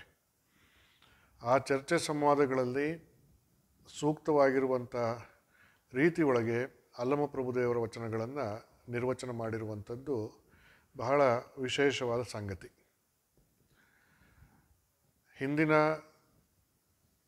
ವ್ಯಾಖ್ಯಾನಕಾರರು ಮಾಡಿರ್ತಕ್ಕಂಥ ಅಲ್ಲಮಪ್ರಭುದೇವರ ವಚನಗಳ ವ್ಯಾಖ್ಯಾನಕ್ಕೂ ಮತ್ತು ಸಿದ್ದೇಶ್ವರ ಮಹಾಸ್ವಾಮಿಗಳವರು ಮಾಡಿರ್ತಕ್ಕಂಥ ಅಲ್ಲಮಪ್ರಭುದೇವರ ವಚನಗಳ ವ್ಯಾಖ್ಯಾನಕ್ಕೂ ನಾವು ಗಮನಿಸಿದ್ವಿ ಅಂತ ಹೇಳಿದ್ರೆ ಬಹಳಷ್ಟು ವ್ಯತ್ಯಾಸ ಇರುವಂಥದ್ದನ್ನು ಕಾಣೋದಕ್ಕೆ ಸಾಧ್ಯವಾಗುತ್ತೆ. ಎಷ್ಟೋ ಸಂದರ್ಭಗಳಲ್ಲಿ ಹಿಂದಿನ ವ್ಯಾಖ್ಯಾನಕಾರರು ವಚನಗಳನ್ನು ಸರಳವಾಗಿ ಅರ್ಥ ಮಾಡಿಕೊಳ್ಬೇಕು ಅನ್ನುವಂಥ ಉದ್ದೇಶ ಇಟ್ಟುಕೊಂಡು ವ್ಯಾಖ್ಯಾನ ಮಾಡಿದರೂ ಕೂಡ ಕೆಲವು ವಚನಗಳು ವ್ಯಾಖ್ಯಾನವೇ ಕಠಿಣವೇನಪ್ಪ ಅರ್ಥ ಮಾಡಿಕೊಳ್ಳೋದಕ್ಕೆ ಅನ್ನುವ ರೀತಿಯಲ್ಲಿ ವ್ಯಾಖ್ಯಾನಗೊಂಡಿರ್ತಕ್ಕಂಥದ್ದನ್ನು ನಾವು ಕಾಣ್ತೇವೆ. ಹಾಗೂ 14-15ನೇ ಶತಮಾನದಲ್ಲಿ ಈ ವ್ಯಾಖ್ಯಾನಗಳು ರಚನೆಯಾಗಿರೋದರಿಂದ ಈ ಕಾಲದ ಓದುಗನಿಗೆ, ಆಸಕ್ತನಿಗೆ ಆ ವ್ಯಾಖ್ಯಾನವನ್ನು ಕೂಡ ಅರಗಿಸಿಕೊಳ್ಳೋದಕ್ಕೆ ಮತ್ತೊಂದು ಆಸರೆ ಬೇಕಾಗ್ಬೋದೇನೋ ಅನ್ನುವಂಥ ಒಂದು ಸಂಗತಿ ಇದೆ. ಆ ಹಿನ್ನೆಲೆಯಲ್ಲಿ ಪೂಜ್ಯ ಸಿದ್ದೇಶ್ವರ ಮಹಾಸ್ವಾಮಿಗಳವರು ಅಲ್ಲಮಪ್ರಭುದೇವರ ಷಟ್ಸ್ಥಲದ ವಚನಗಳಿಗೆ ವ್ಯಾಖ್ಯಾನವನ್ನು ಬರೆದಿರ್ತಕ್ಕಂಥದ್ದು. ಅದು ಪೂರ್ವ ವ್ಯಾಖ್ಯಾನಕಾರರ ವ್ಯಾಖ್ಯಾನಗಳಿಗಿಂತಲೂ ಇವತ್ತಿನ ಕಾಲದ ಜನಗಳಿಗೆ, ಆಸಕ್ತರಿಗೆ ಹೃದಯಕ್ಕೆ ಮುಟ್ಟುವ ಹಾಗೆ ಮತ್ತು ಆಪ್ತವಾಗಿ ಅರ್ಥವಾಗುವ ಹಾಗೆ ಇರುವಂಥ ಶೈಲಿಯನ್ನು ಬಳಸಿಕೊಂಡು ರಚನೆ ಮಾಡಿರ್ತಕ್ಕಂಥದ್ದನ್ನು ನಾವು ಕಾಣ್ತೇವೆ.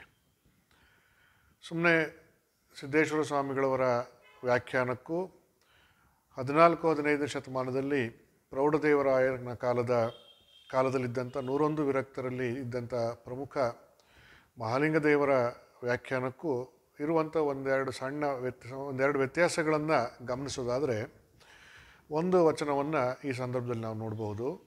ಅಲ್ಲಮ ಪ್ರಭುದೇವರ ಒಂದು ಬಹು ಪ್ರಸಿದ್ಧವಾದಂಥ ವಚನ ಅದು. ಕೃತಯುಗದಲ್ಲಿ ಶ್ರೀಗುರು ಶಿಷ್ಯಂಗೆ ಬಡಿದು ಬುದ್ಧಿಯ ಕಲಿಸಿದರೆ ಆಗಲಿ ಮಹಾಪ್ರಸಾದವೆಂದನಯ್ಯ. ತ್ರೇತಾಯುಗದಲ್ಲಿ ಶ್ರೀಗುರು ಶಿಷ್ಯಂಗೆ ಬೈದು ಬುದ್ಧಿಯ ಕಲಿಸಿದರೆ ಆಗಲಿ ಮಹಾಪ್ರಸಾದವೆಂದನಯ್ಯ. ದ್ವಾಪರ ಯುಗದಲ್ಲಿ ಶ್ರೀಗುರು ಶಿಷ್ಯಂಗೆ ಝಂಕಿಸಿ ಬುದ್ಧಿಯ ಕಲಿಸಿದರೆ ಆಗಲಿ ಮಹಾಪ್ರಸಾದವೆಂದನಯ್ಯ. ಕಲಿಯುಗದಲ್ಲಿ ಶ್ರೀಗುರು ಶಿಷ್ಯಂಗೆ ವಂದಿಸಿ ಬುದ್ಧಿಯ ಕಲಿಸಿದರೆ ಆಗಲಿ ಮಹಾಪ್ರಸಾದವೆಂದನಯ್ಯ.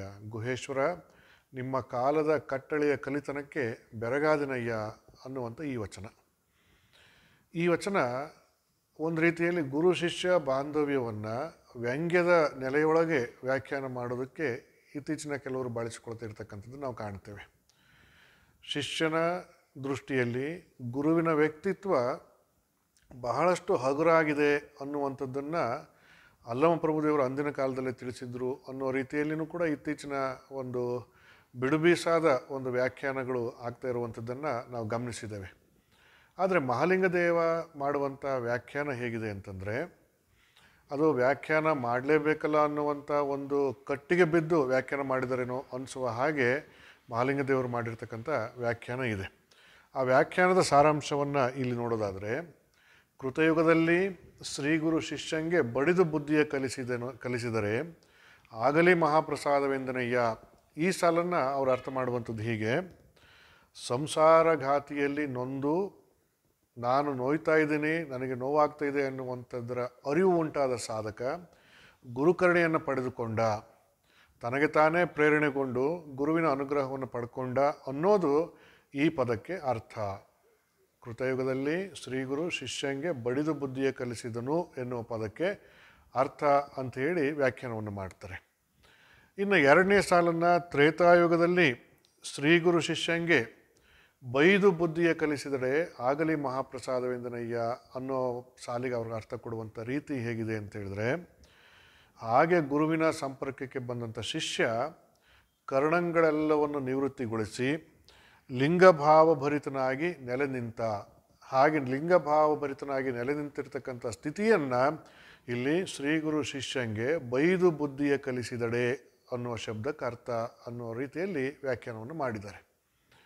ಮುಂದುವರೆದು ಮೂರನೇ ಸಾಲಿನಲ್ಲಿ ಅವರು ವ್ಯಾಖ್ಯಾನ ಮಾಡುವಂಥ ರೀತಿ ಹೀಗಿದೆ: ದ್ವಾಪರ ಯುಗದಲ್ಲಿ ಶ್ರೀಗುರು ಶಿಷ್ಯಂಗೆ ಝಂಕಿಸಿ ಬುದ್ಧಿಯ ಕಲಿಸಿದಡೆ ಆಗಲಿ ಮಹಾಪ್ರಸಾದವೆಂದನಯ್ಯ. ಈ ಸಾಲಿನ ವ್ಯಾಖ್ಯಾನ ಹೀಗಿದೆ: ಕೋಹಂ ಭಾವ ಒಳಿದು ಶಿವೋಹಂ ಭಾವ ನೆಲೆಗೊಂಡಿರುವಂಥ ಶಿಷ್ಯನ ಸ್ಥಿತಿಯನ್ನು ಈ ಸಾಲು ವ್ಯಾಖ್ಯಾನ, ಈ ಶಿಷ್ಯನ ಸ್ಥಿತಿ ಇರುತ್ತದೆ ಹೀಗೆ ಅನ್ನುವಂಥದ್ದು ದ್ವಾಪರ ಯುಗದಲ್ಲಿ ಶ್ರೀಗುರು ಶಿಷ್ಯಂಗೆ ಝಂಕಿಸಿ ಬುದ್ಧಿಯ ಕಲಿಸಿದರೆ ಎಂಬುವಂಥ ಶಬ್ದಕ್ಕೆ ಅರ್ಥ. ಕೋಹಂ ಭಾವ ಒಳಿದು ಶಿವೋಹಂ ಭಾವ ನೆಲೆಗೊಂಡಿರ್ತಕ್ಕಂಥ ಸ್ಥಿತಿಯನ್ನು ಹೀಗೆ ವಿವರಿಸ್ತಾ ಇದ್ದಾರೆ ಅಂಥೇಳಿ ವ್ಯಾಖ್ಯಾನವನ್ನು ಮಾಡ್ತಾರೆ. ಮುಂದೆ ಕಲಿಯುಗದಲ್ಲಿ ಶ್ರೀಗುರು ಶಿಷ್ಯಂಗೆ ವಂದಿಸಿ ಬುದ್ಧಿಯ ಕಲಿಸಿದಡೆ ಆಗಲಿ ಮಹಾಪ್ರಸಾದವೆಂದನಯ್ಯ ಅನ್ನುವಂಥದ್ದು. ಈ ಒಂದು ಸಾಲನ್ನು ಅವರು ವ್ಯಾಖ್ಯಾನ ಮಾಡುವಂಥ ರೀತಿ ಹೇಗಿದೆ ಅಂತೇಳಿದರೆ, ಗುರು ಮತ್ತು ಶಿಷ್ಯ ಅನ್ನುವಂಥ ಭೇದ ಭಾವಗಳಿದು ಶಿಷ್ಯನಲ್ಲಿ ಸೋಹಂಭಾವ ನಿರಸನವಾಗಿ ನಿರಹಂಭಾವ ನೆಲೆಗೊಳ್ಳುತ್ತದೆ. ಹಾಗಾಗಿ ಆ ನಿರಹಂಭಾವ ನೆಲೆಗೊಂಡಿರ್ತಕ್ಕಂಥ ಶಿಷ್ಯನ ಸ್ಥಿತಿಯನ್ನು ಈ ರೀತಿಯಾಗಿ ಕಲಿಯುಗದಲ್ಲಿ ಶ್ರೀಗುರು ಶಿಷ್ಯಂಗೆ ವಂದಿಸಿ ಬುದ್ಧಿಯ ಕಲಿಸಿದರೆ ಆಗಲಿ ಮಹಾಪ್ರಸಾದವೆಂದನಯ್ಯ. ಹಾಗೆ ಗುರು ಶಿಷ್ಯ ಭೇದವನ್ನು ಅಳಿದುಕೊಂಡ ಸ್ಥಿತಿಯನ್ನು ಇಲ್ಲಿ ಅಲ್ಲಮ ಪ್ರಭುದೇವರು ಹೀಗೆ ತಿಳಿಸಿದ್ದಾರೆ ಅನ್ನುವಂಥದ್ದನ್ನು ಹೇಳ್ತಾ ಕೊನೆಯ ಸಾಲದ ವ್ಯಾಖ್ಯಾನ ಮಾಡುವಂಥ ರೀತಿ ಹೇಗಿದೆ ಅಂದರೆ, ಗುಹೇಶ್ವರ, ನಿಮ್ಮ ಕಾಲದ ಕಟ್ಟಳೆಯ ಕಲಿತನಕ್ಕೆ ಬೆರಗಾದೆ.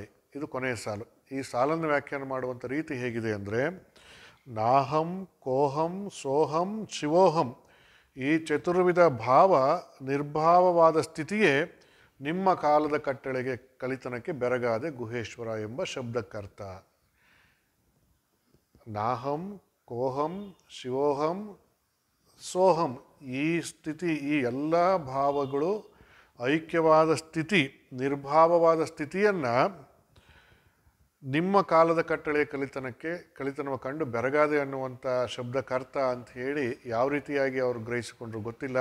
ಆದರೆ ಇದು ಖಂಡಿತವಾಗಿಯೂ ಕೂಡ ಆ ಥರದ ಅರ್ಥವನ್ನು ಹೊಮ್ಮಿಸೋದಕ್ಕೆ ಸಾಧ್ಯವಾಗೋದಿಲ್ಲ ಅನ್ನುವಂಥದ್ದು ಯಾವುದೇ ಒಬ್ಬ ಸಹೃದಯ ಓದುಗನಿಗೆ ಅರ್ಥವಾಗಬಲ್ಲಂಥ ಒಂದು ಸಂಗತಿ. ಆದರೆ ಇದೇ ವಚನವನ್ನು ಈ ರೀತಿಯಾಗಿ ನಾವೆಲ್ಲ ಯೋಚನೆ ಮಾಡಿ ಈ ವಚನಕ್ಕೆ ಅರ್ಥವನ್ನು ಹೇಗೆ ನಾವು ಕಲ್ಪಿಸಿಕೊಳ್ಬೇಕು ಅಂತ ಯೋಚನೆ ಮಾಡ್ತಿರುವಂಥ ಸಂದರ್ಭಕ್ಕೆ ಸೂಕ್ತ ಅನ್ನಿಸುವ ಹಾಗೆ ಅರ್ಥವನ್ನು ಮಾಡಿರ್ತಕ್ಕಂಥದ್ದು ಸಿದ್ದೇಶ್ವರ ಸ್ವಾಮಿಗಳವರು. ಅವರು ಈ ವಚನವನ್ನು ಅರ್ಥ ಮಾಡುವಂಥ ರೀತಿ ಹೇಗಿದೆ ಅಂತ ಹೇಳಿದರೆ, ಕೃತಯುಗ, ತ್ರೇತಾಯುಗ, ದ್ವಾಪರಯುಗ ಮತ್ತು ಕಲಿಯುಗಗಳು ಒಂದೊಂದು ಯುಗದಲ್ಲಿಯೂ ಕೂಡ ಮಾನವನಲ್ಲಿ ಒಂದೊಂದು ರೀತಿಯಾಗಿರ್ತಕ್ಕಂಥ ಗುಣಗಳ ಮೇಲುಗೈ ಸಾಧಿಸಿತ್ತು.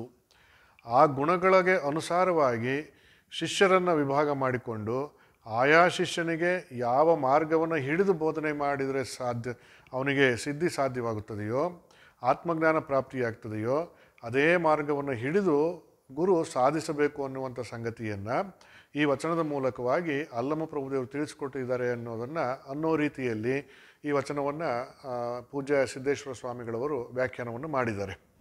ನೋಡಿ, ಕೃತಯುಗದ ಒಂದು ಗುಣ ಏನಪ್ಪ, ಅಲ್ಲಿರ್ತಕ್ಕಂಥ ಗುಣ, ಅಧಿಕವಾಗಿರ್ತಕ್ಕಂಥ ಗುಣ ಯಾವುದು ಅಂತೇಳಿ ಸುಖಲೋಲುಪ್ತತೆ. ಸುಖಲೋಲುಪ್ತತೆಯಲ್ಲಿ ಮುಳುಗಿರ್ತಕ್ಕಂಥ ವ್ಯಕ್ತಿಯನ್ನು ಅಷ್ಟು ಸುಲಭವಾಗಿ ಆತ್ಮಜ್ಞಾನದ ಕಡೆಗೆ ಕರೆತರುವಂಥದ್ದು ಆಗೋದಿಲ್ಲ. ಹಾಗಾಗಿ ಕಷ್ಟ ಸಾಧ್ಯವಾದಂಥ ಆ ಸಂಗತಿಯನ್ನು ಆಗ ಮಾಡಬೇಕು ಅಂತೇಳಿದರೆ ಗುರುವಾಗಿರ್ತಕ್ಕಂಥವನು ಸುಖಲೋಲುಪ್ತತೆಯಲ್ಲಿ ಮುಳುಗಿ ತನ್ನನ್ನು ತಾನು ಮರೆತು ಜಗತ್ತನ್ನು ಮರೆತು ಹೋಗಿರ್ತಕ್ಕಂಥ ಶಿಷ್ಯನಿಗೆ ಒಂದೆರಡು ಸಾರಿ ಬಡಿದು ಅವನನ್ನು ದಂಡಿಸಿ ಅವನನ್ನು ಆತ್ಮಜ್ಞಾನದ ಕಡೆಗೆ ಕರೆತರುವಂಥ ಪ್ರಯತ್ನವನ್ನು ಮಾಡಬೇಕು ಅನ್ನುವಂಥದ್ದು ಈ ಮೊದಲಿನ ಸಾಲಿನ ಅರ್ಥ. ಕೃತಯುಗದಲ್ಲಿ ಶ್ರೀ ಗುರು ಶಿಷ್ಯಂಗೆ ಬಡಿದು ಬುದ್ಧಿಯೇ ಕಲಿಸಿದರೆ ಆಗಲಿ ಮಹಾಪ್ರಸಾದವೆಂದನಯ್ಯ. ಸುಖದ ಸುಪ್ಪತ್ತಿಗೆ ಒಳಗೆ ಮುಳುಗಿ ಹೋಗಿರ್ತಕ್ಕಂಥವನು, ಆತ್ಮಜ್ಞಾನದ ಒಂದು ಮರೆವಿಗೆ ಒಳಗಾಗಿರ್ತಕ್ಕಂಥವನು ಅಷ್ಟು ಸುಲಭವಾಗಿ ಅಲ್ಲಿಂದ ಹೊರಗೆ ಬರೋಕ್ಕೆ ಸಾಧ್ಯ ಇಲ್ಲ ಅಂತ ಶಿಷ್ಯನ ಸ್ಥಿತಿ ಇದ್ದಾಗ ಗುರು ಅವನನ್ನು ದಂಡಿಸಿ ಸನ್ಮಾರ್ಗ ಪಥಿಕನನ್ನಾಗಿ ಮಾಡ್ತಾನೆ ಅನ್ನೋದು ಈ ಸಾಲಿನ ಅರ್ಥ. ಇನ್ನು ತ್ರೇತಾಯುಗದ ಶಿಷ್ಯ ಹೇಗಿರ್ತಾನೆ ಅಂತ ಹೇಳಿದ್ರೆ, ತ್ರೇತಾಯುಗದ ಒಂದು ಗುಣ ಅದು.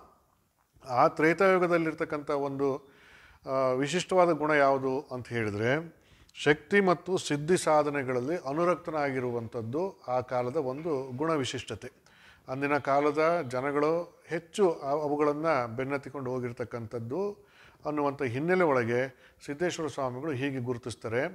ಮೊದಲನೆಯದು, ಸುಖಲೋಲುಪ್ತತೆಯಲ್ಲಿ ಅನುರಕ್ತನಾಗಿ ಇದ್ದಂತಹ ಶಿಷ್ಯನಿಗೆ ದಂಡಿಸಿ ಬುದ್ಧಿಯನ್ನು ಕಲಿಸಬೇಕಾಗ್ತದೆ ಎನ್ನುವಂಥ ಅರ್ಥವಾದರೆ, ಎರಡನೇ ಸಾಲಿನ ಅರ್ಥ ಏನು ಅಂತ ಹೇಳಿದರೆ, ಶಕ್ತಿ ಹಾಗೂ ಸಿದ್ಧಿ ಸಾಧನೆಗಳಲ್ಲಿ ಅನುರಕ್ತನಾಗಿರುವಂಥ ಶಿಷ್ಯನಿಗೆ ಅವುಗಳ ನಿರರ್ಥಕತೆಯನ್ನು ಬೈಯೋದ್ರ ಮೂಲಕವಾಗಿ ಅವನಿಗೆ ಮಾತಿನ ಮೂಲಕವಾಗಿ ಬೈದು ಅವನನ್ನು ಆತ್ಮಜ್ಞಾನದ ದಾರಿಗೆ ತರುವಂಥ ಪ್ರಯತ್ನವನ್ನು ಮಾಡೋದಿದೆಯಲ್ಲ, ಅದು ತ್ರೇತಾಯುಗದಲ್ಲಿ ಶಿಷ್ಯಂಗೆ ಬೈದು ಬುದ್ಧಿಯ ಕಲಿಸಿದಡೆ ಆಗಲಿ ಮಹಾಪ್ರಸಾದವೆಂದನಯ್ಯ ಅನ್ನುವಂಥ ಸಾಲಿಗೆ ಅರ್ಥವಾಗುತ್ತೆ ಅಂತ ಹೇಳ್ತಾರೆ. ಇನ್ನು ದ್ವಾಪರ ಯುಗ ಅನ್ನುವಂಥದ್ದು ಅಲ್ಲಿರೋ ಆ ಯುಗದ ಒಂದು ಗುಣವಿಶೇಷತೆ ಏನಪ್ಪ ಅಂತ ಹೇಳಿದ್ರೆ, ಯಶಸ್ಸು ಮತ್ತು ಕೀರ್ತಿಯ ಹಪಾಪಿಯನ್ನು ಹೊಂದಿರತಕ್ಕಂಥ ಜನಗಳು ಆವತ್ತಿನ ಕಾಲಕ್ಕೆ ಜಾಸ್ತಿ ಇದ್ದರು ಅನ್ನೋದು ಸಿದ್ದೇಶ್ವರ ಸ್ವಾಮಿಗಳವರ ಗ್ರಹಿಕೆ. ಹಾಗೆ ಗ್ರಹಿಕೆಯನ್ನು ಇಟ್ಟುಕೊಂಡು ಅವರು ಮತ್ತೊಬ್ಬ ಶಿಷ್ಯನ ಒಂದು ಗುಂಪನ್ನು ಮತ್ತೊಬ್ಬ ಶಿಷ್ಯನ ಸ್ವಭಾವವನ್ನು ಹೇಳ್ತಾರೆ. ಕೀರ್ತಿ ಪ್ರತಿಷ್ಠೆಗಳನ್ನು ಬೆನ್ನತ್ತಿಕೊಂಡು ಹಪಾಪಿಯಿಂದ ಹೋಗ್ತಾ ಇರುವಂಥ ಆ ಶಿಷ್ಯನಿಗೆ ಜಂಕಿಸೋದು, ಗದರಿಸೋದು, ಅವುಗಳು ಕೀರ್ತಿ ಅನ್ನುವಂಥದ್ದು ಶನಿಯಾಗಿ ಕಾಡುತ್ತೆ, ಪ್ರತಿಷ್ಠೆ ಅನ್ನುವಂಥದ್ದು ನಿನ್ನನ್ನು ಪ್ರಪಾತಕ್ಕೆ ತಳ್ಳಿಬಿಡುತ್ತೆ. ಈ ಅಪಾಯವನ್ನು ಅರಿತುಕೊಂಡು ನೀನು ಇವೆಲ್ಲವನ್ನು ಮೀರಿರ್ತಕ್ಕಂಥ ಆತ್ಮಜ್ಞಾನದ ಕಡೆಗೆ ನಡೆಯುವಂಥವನಾಗಬೇಕು ಅನ್ನುವಂಥ ಪ್ರೇರಣೆಯನ್ನು ಗುರುವಾಗಿರ್ತಕ್ಕಂಥವನು ಗದರಿಸೋದ್ರ ಮೂಲಕವಾಗಿ ಶಿಷ್ಯನಿಗೆ ಉಂಟು ಮಾಡಬೇಕು. ಆ ಮಾರ್ಗದಲ್ಲಿ ನಡೆಯೋದಕ್ಕೆ ಅವನು ಮಾರ್ಗದರ್ಶನವನ್ನು ಮಾಡಬೇಕು ಗದರಿಸೋದ್ರ ಮೂಲಕವಾಗಿ ಅನ್ನೋದು ದ್ವಾಪರ ಯುಗದಲ್ಲಿ ಶ್ರೀ ಗುರು ಶಿಷ್ಯಂಗೆ ಜಂಕಿಸಿ ಬುದ್ಧಿಯೇ ಕಲಿಸಿದರೆ ಆಗಲಿ ಮಹಾಪ್ರಸಾದವೆಂದನಯ್ಯ ಅನ್ನುವಂಥ ಸಾಲನ್ನು ವ್ಯಾಖ್ಯಾನ ಮಾಡ್ತಾರೆ. ಮುಂದುವರೆದು ಕಲಿಯುಗದಲ್ಲಿ, ಈ ಕಲಿಯುಗದ ಒಂದು ಸ್ವಭಾವ ಹೇಗೆ ಅರ್ಥ ಮಾಡಿಕೊಂಡಿದ್ದಾರೆ ಸಿದ್ದೇಶ್ವರ ಸ್ವಾಮಿಗಳು ಅಂತ ಹೇಳಿದರೆ, ಮೇಲಿನ 3 ಯುಗಗಳಂತೆ ಸುಖ ಸಿದ್ಧಿ ಕೀರ್ತಿ ಲಾಲಸೆಗಳಿಗೆ ಒಳಗಾಗುವಂಥ ಒಂದು ಕಾಲ ಅಲ್ಲ ಅದು. ಈ ಕಾಲ ಏನಿದ್ರೂ ಕೂಡ ಜ್ಞಾನ ಪಿಪಾಸುವಾಗಿರ್ತಕ್ಕಂಥ ಕಾಲ. ಇವತ್ತೆಲ್ಲ ನಾವೇನು ಮಾತಾಡೋದು ಇನ್ಫಾರ್ಮೇಷನ್ ಸೈನ್ಸ್ ಅಂತೇಳಿ ಮಾತಾಡ್ತೀವಲ್ಲ, ಆ ಹಿನ್ನೆಲೆಯಲ್ಲಿ ಈ ಮಾತುಗಳನ್ನು ಗ್ರಹಿಸಿಕೊಳ್ಬೇಕು. ಜ್ಞಾನ ಪಿಪಾಸಿ ಆಗಿರ್ತಕ್ಕಂಥ ಒಂದು ಕಾಲವಾಗಿರೋದ್ರಿಂದ ಇದನ್ನು ಅವರು ಅರ್ಥ ಮಾಡಿಕೊಳ್ಳೋದು, ಜ್ಞಾನ ಪಿಪಾಸವಾಗಿರ್ತಕ್ಕಂಥ ಶಿಷ್ಯ, ಜ್ಞಾನವನ್ನು ಸಂಪಾದನೆ ಮಾಡಲೇಬೇಕು ನಾನು ಅನ್ನುವಂಥ ಹಂಬಲವನ್ನು ಹೊಂದಿರತಕ್ಕಂಥ ಶಿಷ್ಯ, ಅಂಥ ಶಿಷ್ಯ ಗುರುವಿಗೆ ದೊರೆತಾಗ ಆ ಗುರು ಏನು ಮಾಡ್ತಾನೆ ಅಂತೇಳಿದರೆ ಅತ್ಯಂತ ಅನುರಾಗದಿಂದ ಆದರದಿಂದ ಶಿಷ್ಯನನ್ನು ಮಾರ್ಗದರ್ಶನ ಮಾಡುವಂಥ ಒಂದು ಕೆಲಸವನ್ನು ಮಾಡ್ತಾನೆ.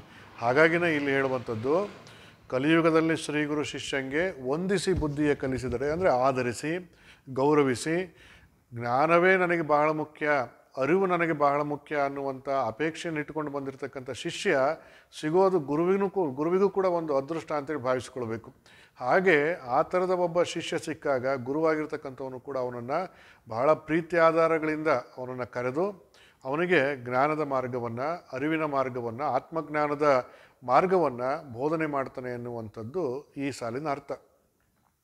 ಹೀಗೆ ಗುರುವಾಗಿರುವಂಥವನು ಶಿಷ್ಯನಿಗೆ ಅವನ ವ್ಯಕ್ತಿತ್ವದ ರೀತಿ ನೀತಿಗಳನ್ನು ಅರ್ಥ ಮಾಡಿಕೊಂಡು, ಅವನ ಗುಣ ಸ್ವಭಾವಗಳನ್ನು ಅರ್ಥ ಮಾಡಿಕೊಂಡು, ತಾನು ಬೋಧನೆ ಮಾಡಬೇಕಾಗಿರ್ತಕ್ಕಂಥ ರೀತಿ ನೀತಿಗಳನ್ನು ತೀರ್ಮಾನ ಮಾಡಿ ಅವರು ಯಾವ ರೀತಿಯ ಸ್ಥಿತಿಯಲ್ಲಿದ್ದಾರೋ ಆ ಸ್ಥಿತಿಗನುಗುಣವಾದ ಬೋಧನೆಯ ದಾರಿಯನ್ನು ನೀಡತಕ್ಕಂಥದ್ದು ಗುರುವಿನ ಲಕ್ಷಣವಾಗುತ್ತೆ ಅನ್ನುವಂಥ ಹಿನ್ನೆಲೆಯಲ್ಲಿ ಅಲ್ಲಮಪ್ರಭುದೇವರು ಹೇಳ್ತಾರೆ, ಗುಹೇಶ್ವರ ನಿಮ್ಮ ಕಾಲದ ಕಟ್ಟಳೆಯ ಕಲಿತನಕ್ಕೆ ಬೆರಗಾದೆ ಅಂತ ಹೇಳುವಂಥದ್ದು. ಹೀಗೆ ಗುರುವಾಗಿರುವಂಥವನು ಶಿಷ್ಯನ ವ್ಯಕ್ತಿತ್ವವನ್ನು, ಅವನ ವ್ಯಕ್ತಿತ್ವದಲ್ಲಿರ್ತಕ್ಕಂಥ ಗುಣ ಸ್ವಭಾವಗಳನ್ನು ಅರಿತುಕೊಂಡು ಅವನಿಗೆ ಬಡಿದು ಅಥವಾ ಅವನಿಗೆ ಬೈದು ಅಥವಾ ಅವನಿಗೆ ಗದರಿಸಿಕೊಂಡು ಅಥವಾ ಅವನನ್ನು ಆಧರಿಸಿ ಬೋಧನೆ ಮಾಡುವಂಥ ಮಾರ್ಗಗಳನ್ನು ಕಂಡುಕೊಳ್ತಾನೆ. ಹೀಗೆ ಕಂಡುಕೊಳ್ಳುವಂಥದ್ದು ಗುರುವಿನ ಒಂದು ವಿಶಿಷ್ಟವಾಗಿರ್ತಕ್ಕಂಥ ವ್ಯಕ್ತಿತ್ವದ ಗುರುತು ಅನ್ನುವಂಥ ಸಂಗತಿಯನ್ನು ಈ ವಚನ ನಮಗೆ ತೋರಿಸುತ್ತೆ ಅನ್ನೋದನ್ನು ಇಲ್ಲಿ ಸಿದ್ದೇಶ್ವರ ಸ್ವಾಮಿಗಳು ವ್ಯಾಖ್ಯಾನ ಮಾಡ್ತಾರೆ. ಈ ಥರದ ವ್ಯಾಖ್ಯಾನವನ್ನು ನಾವು ಗಮನಿಸಿದಾಗ ಮಹಾಲಿಂಗದೇವ ಮಾಡಿರ್ತಕ್ಕಂಥ ವ್ಯಾಖ್ಯಾನಕ್ಕೂ ಸಿದ್ದೇಶ್ವರ ಸ್ವಾಮಿಗಳವರ ವ್ಯಾಖ್ಯಾನಕ್ಕೂ ಮುಖಾಮುಖಿಯಾಗಿ ನಾವು ಇಟ್ಟು ನೋಡಿದಾಗ ಹೆಚ್ಚು ಅರ್ಥಪೂರ್ಣ ಮತ್ತು ಹೆಚ್ಚು ಸೂಕ್ತವಾಗಿರುವಂಥ ವ್ಯಾಖ್ಯಾನ ಪೂಜ್ಯ ಸಿದ್ದೇಶ್ವರ ಮಹಾಸ್ವಾಮಿಗಳವ್ರದ್ದು ಅಂಥೇಳಿ ಯಾರಿಗಾದರೂ ಕೂಡ ಅನಿಸುತ್ತೆ. ಅದೇ ರೀತಿಯಲ್ಲಿ ಸಿದ್ದೇಶ್ವರ ಸ್ವಾಮಿಗಳವರು ಇಡೀ ಈ ಕೃತಿಯ ಮೂಲಕವಾಗಿ ಅಲ್ಲಮಪ್ರಭುದೇವರ ಷಟ್ಸ್ಥಲದ ವಚನಗಳನ್ನು ಹೀಗೆ ಇವತ್ತಿನ ಕಾಲದ ಜನಗಳಿಗೆ ಅರ್ಥವಾಗುವ ಹಾಗೆ, ಆಧುನಿಕ ಕಾಲದ ಜನಗಳ ಮನಸ್ಥಿತಿಗೆ ಹೊಂದಿ ಅವರ ಮನಸ್ಸನ್ನು ಪರಿವರ್ತನೆ ಮಾಡೋದಕ್ಕೆ ಸಶಕ್ತವಾಗುವ ಹಾಗೆ ವಚನಗಳನ್ನು ವ್ಯಾಖ್ಯಾನ ಮಾಡಿರ್ತಕ್ಕಂಥದ್ದು ನಾವು ಕಾಣ್ತೇವೆ. ಅವರು ವ್ಯಾಖ್ಯಾನ ಮಾಡೋದಕ್ಕೆ ಕಂಡುಕೊಂಡಿರ್ತಕ್ಕಂಥ ಒಂದು ರೀತಿ ಹೇಗಿದೆ ಅಂತ ಹೇಳಿದ್ರೆ, ಮೊದಲು ಅವಾಗ ಅದರ ಭಾವಾರ್ಥವನ್ನು, ಆನಂತರದಲ್ಲಿ ಪ್ರತಿ ಸಾಲಿನಲ್ಲಿರ್ತಕ್ಕಂಥ ಶಬ್ದಗಳ ಅರ್ಥವನ್ನು ಮತ್ತು ಆ ಪ್ರತಿ ಸಾಲುಗಳಿಗೆ ವಿವರಣೆಯನ್ನು ಕೊಡೋದ್ರ ಮೂಲಕವಾಗಿ, ಕೊನೆಗೆ ಮತ್ತೊಂದಿಷ್ಟು ಅದರ ಸಾರಾಂಶವನ್ನು ಹೇಳೋದ್ರ ಮೂಲಕವಾಗಿ ಸಿದ್ದೇಶ್ವರ ಸ್ವಾಮಿಗಳವರು ಈ ಒಂದು ವ್ಯಾಖ್ಯಾನವನ್ನು ಮಾಡಿ ತೋರಿಸಿದ್ದಾರೆ. ಒಂದು ಅಪರೂಪದ ವ್ಯಾಖ್ಯಾನ, ನನಗೆ ಭಾಳ ಇಷ್ಟವಾಗಿರ್ತಕ್ಕಂಥ ಒಂದು ವಚನ. ಆ ವ್ಯಾಖ್ಯಾನವನ್ನು ಕೂಡ ಸಿದ್ದೇಶ್ವರ ಸ್ವಾಮಿಗಳು ಹೇಗೆ ಮಾಡಿದ್ದಾರೆ ಅನ್ನುವಂಥದ್ದನ್ನು ನೋಡಿ ಈ ಮಾತುಗಳನ್ನು ಮುಗಿಸ್ಬೋದು ಅಂತೇಳಿ ಭಾವಿಸ್ಕೊಳ್ತೇನೆ. ರಸದ ಬಾವಿಯ ತುಡುಕಬಾರದು, ಕತ್ತರಿವಾಣಿಯ ದಾಟಿದವಂಗಲ್ಲದೆ, ಪರುಷವಿದೆ ಕಬ್ಬುನವಿದೆ ಸಾಧಿಸಬಲ್ಲವಂಗೆ, ಶ್ರೀಶೈಲದುದಕವ ಧರಿಸಬಾರದು ಗುಹೇಶ್ವರ ನಿಮ್ಮ ಶರಣಂಗಲ್ಲದೆ. ಇದೊಂದು ನಮಗೆ ಭಾಳ ಇಷ್ಟವಾಗುವಂಥ ವಚನ. ರಸದ ಬಾವಿ ಅಂತಂದರೆ ಸಿದ್ದೇಶ್ವರ ಸ್ವಾಮಿಗಳು ವ್ಯಾಖ್ಯಾನ ಮಾಡುವಂಥದ್ದು ಅಂತರಂಗದೊಳಗಿರ್ತಕ್ಕಂಥ ಆನಂದ ರಸ. ಪ್ರತಿಯೊಬ್ಬ ಮನುಷ್ಯನಲ್ಲಿಯೂ ಕೂಡ ಆನಂದ ಅನ್ನುವಂಥದ್ದು ಇರುತ್ತೆ, ಅದನ್ನು ಕಂಡುಕೊಳ್ಳಬೇಕು. ಹಾಗೆ ಕಂಡುಕೊಳ್ಳುವಂತಹ ದಾರಿ ಯಾವುದು ಅಂತ ಹೇಳಿ ಅಲ್ಲಮಪ್ರಭುದೇವರು ಈ ವಚನದ ಮೂಲಕವಾಗಿ ತಿಳಿಸ್ಕೊಡ್ತಾ ಇದ್ದಾರೆ. ಸಿದ್ದೇಶ್ವರ ಸ್ವಾಮಿಗಳದನ್ನು ತುಂಬ ಚೆನ್ನಾಗಿ ವ್ಯಾಖ್ಯಾನ ಮಾಡಿದ್ದಾರೆ. ರಸದ ಬಾವಿಯ ತುಡುಕಬಾರದು, ಕತ್ತರಿವಾಣಿಯ ದಾಟಿದವಂಗಲ್ಲದೆ. ಕತ್ತರಿವಾಣಿ ಅಂತ ಹೇಳಿದ್ರೆ ಒಂದು ವಿಷ ಪ್ರವಾಹ ಅನ್ನುವಂಥ ಅರ್ಥವೂ ಇದೆ. ಅದೇ ರೀತಿಯಲ್ಲಿ ಅದರೊಳಗೆ ನಾವು ಕೈ ಇಟ್ವಿ ಅಂತ ಹೇಳಿದ್ರೆ ಕೈಯೇ ಕೊರೆದು ಹೋಗಬೇಕು. ನಾವು ಇಳಿದ್ವಿ ಅಂತ ಹೇಳಿದರೆ ನಮ್ಮ ದೇಹ ಸಂಪೂರ್ಣವಾಗಿ ಮರಗಟ್ಟಿ ಸಾವು ಪ್ರಾಪ್ತಿಯಾಗಬೇಕು. ಅಂತಹ ಒಂದು ಪ್ರವಾಹ, ನೀರಿನ ಪ್ರವಾಹ, ಅದನ್ನು ಕತ್ತರಿವಾಣಿ ಅಂತ ಕರೀತಾರೆ. ಅಂತಹ ಪ್ರವಾಹವನ್ನು ದಾಟಿದವನಿಗಲ್ಲದೆ ರಸದ ಬಾವಿ ಸಿಗುವುದಿಲ್ಲ, ಆನಂದದ ಅನುಭೂತಿ ಆಗುವುದಿಲ್ಲ. ಹಾಗಾದರೆ ಕತ್ತರಿವಾಣಿ ಅಂತಂದರೆ ಯಾವುದು? ಕತ್ತರಿವಾಣಿ ಅಂತ ಹೇಳಿದ್ರೆ ನಮ್ಮ ಬದುಕಿನಲ್ಲಿ ಬರತಕ್ಕಂಥ ಸಾಧನೆಯ ಮಾರ್ಗದಲ್ಲಿ ಬರ್ತಕ್ಕಂಥ ಅಡ್ಡಿ ಆತಂಕಗಳೆಲ್ಲವೂ ಕೂಡ ಕತ್ತರಿವಾಣಿಗಳೇ, ಸಂಸಾರ ಅಂತ ಕರೀತಾರೆ. ಸಂಸಾರ ಅಂತ ಹೇಳಿದರೆ ಅದು ಗೃಹಸ್ಥಾಶ್ರಮ ಅಂತ ಭಾವಿಸಿಕೊಳ್ಳುವಂಥ ಅಗತ್ಯ ಇಲ್ಲ. ಸಾಧನೆಯ ಹಾದಿಯಲ್ಲಿ ಬರುವಂತಹ ಅಡ್ಡಿ ಆತಂಕಗಳನ್ನು ಸಂಸಾರ ಅಂತ ಕರೀತಾರೆ. ಅಂತಹ ಸಂಸಾರದ ರಸದ ಏನು ಕತ್ತರಿವಾಣಿಯನ್ನು ದಾಟಿರ್ತಕ್ಕಂಥವನಿಗೆ ರಸದ ಬಾವಿ ದೊರೆಯೋದಕ್ಕೆ ಸಾಧ್ಯವಾಗುತ್ತೆ. ಪರುಷವಿದೆ, ಕಬ್ಬುಣವಿದೆ, ಸಾಧಿಸಬಲ್ಲವಂಗೆ ಶ್ರೀಶೈಲದ ಉದಕವ ಧರಿಸಬಾರದು ಗುಹೇಶ್ವರ ನಿಮ್ಮ ಶರಣಂಗಲ್ಲದೆ. ಪರುಷ ಮತ್ತು ಕಬ್ಬುಣ. ಪರುಷ ಅಂತ ಹೇಳಿದ್ರೆ ನಾವು ಅದನ್ನು ಶಿವಯೋಗ ಸಾಧನೆಯ ಹಿನ್ನೆಲೆಯಲ್ಲಿ ಹೇಳೋದಾದರೆ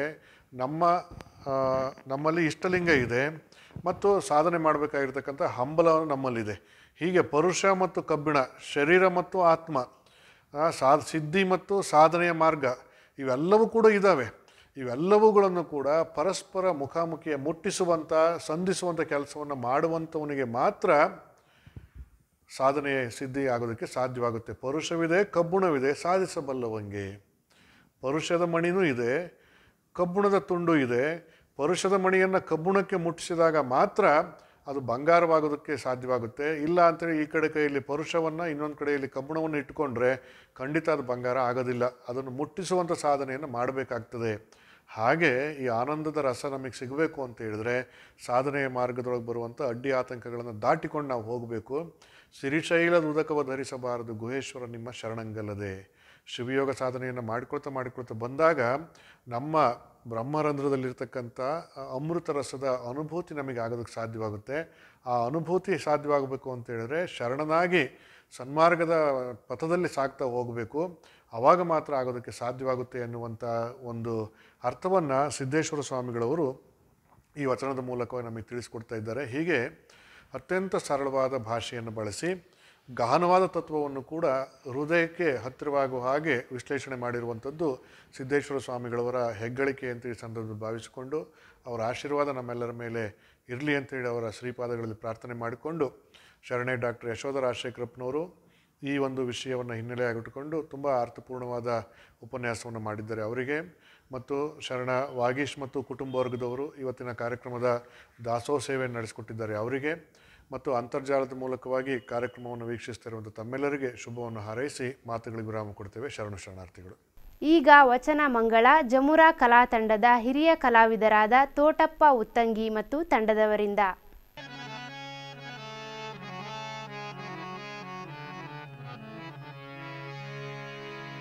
ಬಾಯಂಬಲ್ಲಿ ಎನ್ನ ಭವ ಹರಿಯಿತ್ತು, ಸಾಯಂಬಲ್ಲಿ ಸರ್ವಜ್ಞಾನಿಯಾದೆನು. ಬಾಯಂಬಲ್ಲಿ ಎನ್ನ ಭವ ಹರಿಯಿತ್ತು, ಸಾಯಂಬಲ್ಲಿ ಸರ್ವಜ್ಞಾನಿಯಾದೆನು.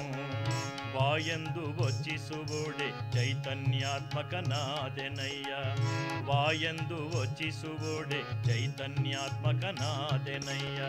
ಬಾಯಂಬಲ್ಲಿ ಎನ್ನ ಭವ ಹರಿಯಿತ್ತು,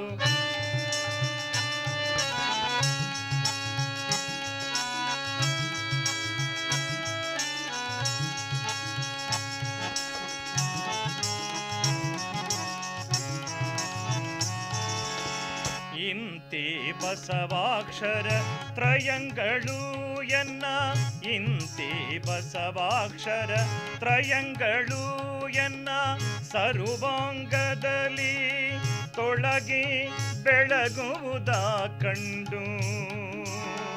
ಇಂತಿ ಬಸವಾಕ್ಷರ ತ್ರಯಂಗಳು ಎನ್ನ ಸರ್ವಾಂಗದಲ್ಲಿ ತೊಳಗಿ ಬೆಳಗುವುದ ಕಂಡು. ಆನು ನೀನು ಬಸವ ಬಸವ ಎನ್ನುತ್ತಿದ್ದೆವಯ್ಯ, ಗುಹೇಶ್ವರ ಗುಹೇಶ್ವರ ಗುಹೇಶ್ವರ. ಬಾಯಂಬಲ್ಲಿ ಎನ್ನ ಭವ ಹರಿಯಿತ್ತು, ಬಾಯಂಬಲ್ಲಿ ಎನ್ನ ಭವ ಹರಿಯಿತ್ತು, ಸಾಯಂಬಲ್ಲಿ ಸರ್ವಜ್ಞಾನಿಯಾದೆನು. ವಾಯಂದು ವಚಿಸುವುಡೆ ಚೈತನ್ಯಾತ್ಮಕನಾದೆನಯ್ಯ, ವಾಯಂದು ವಚಿಸುವುಡೆ ಚೈತನ್ಯಾತ್ಮಕನಾದೆನಯ್ಯ. ಬಾಯಂಬಲ್ಲಿ ಎನ್ನ ಭವ ಹರಿಯಿತ್ತು ಎನ್ನ ಭವ ಹರಿಯಿತ್ತು ಎನ್ನ ಭವ ಹರಿಯಿತ್ತು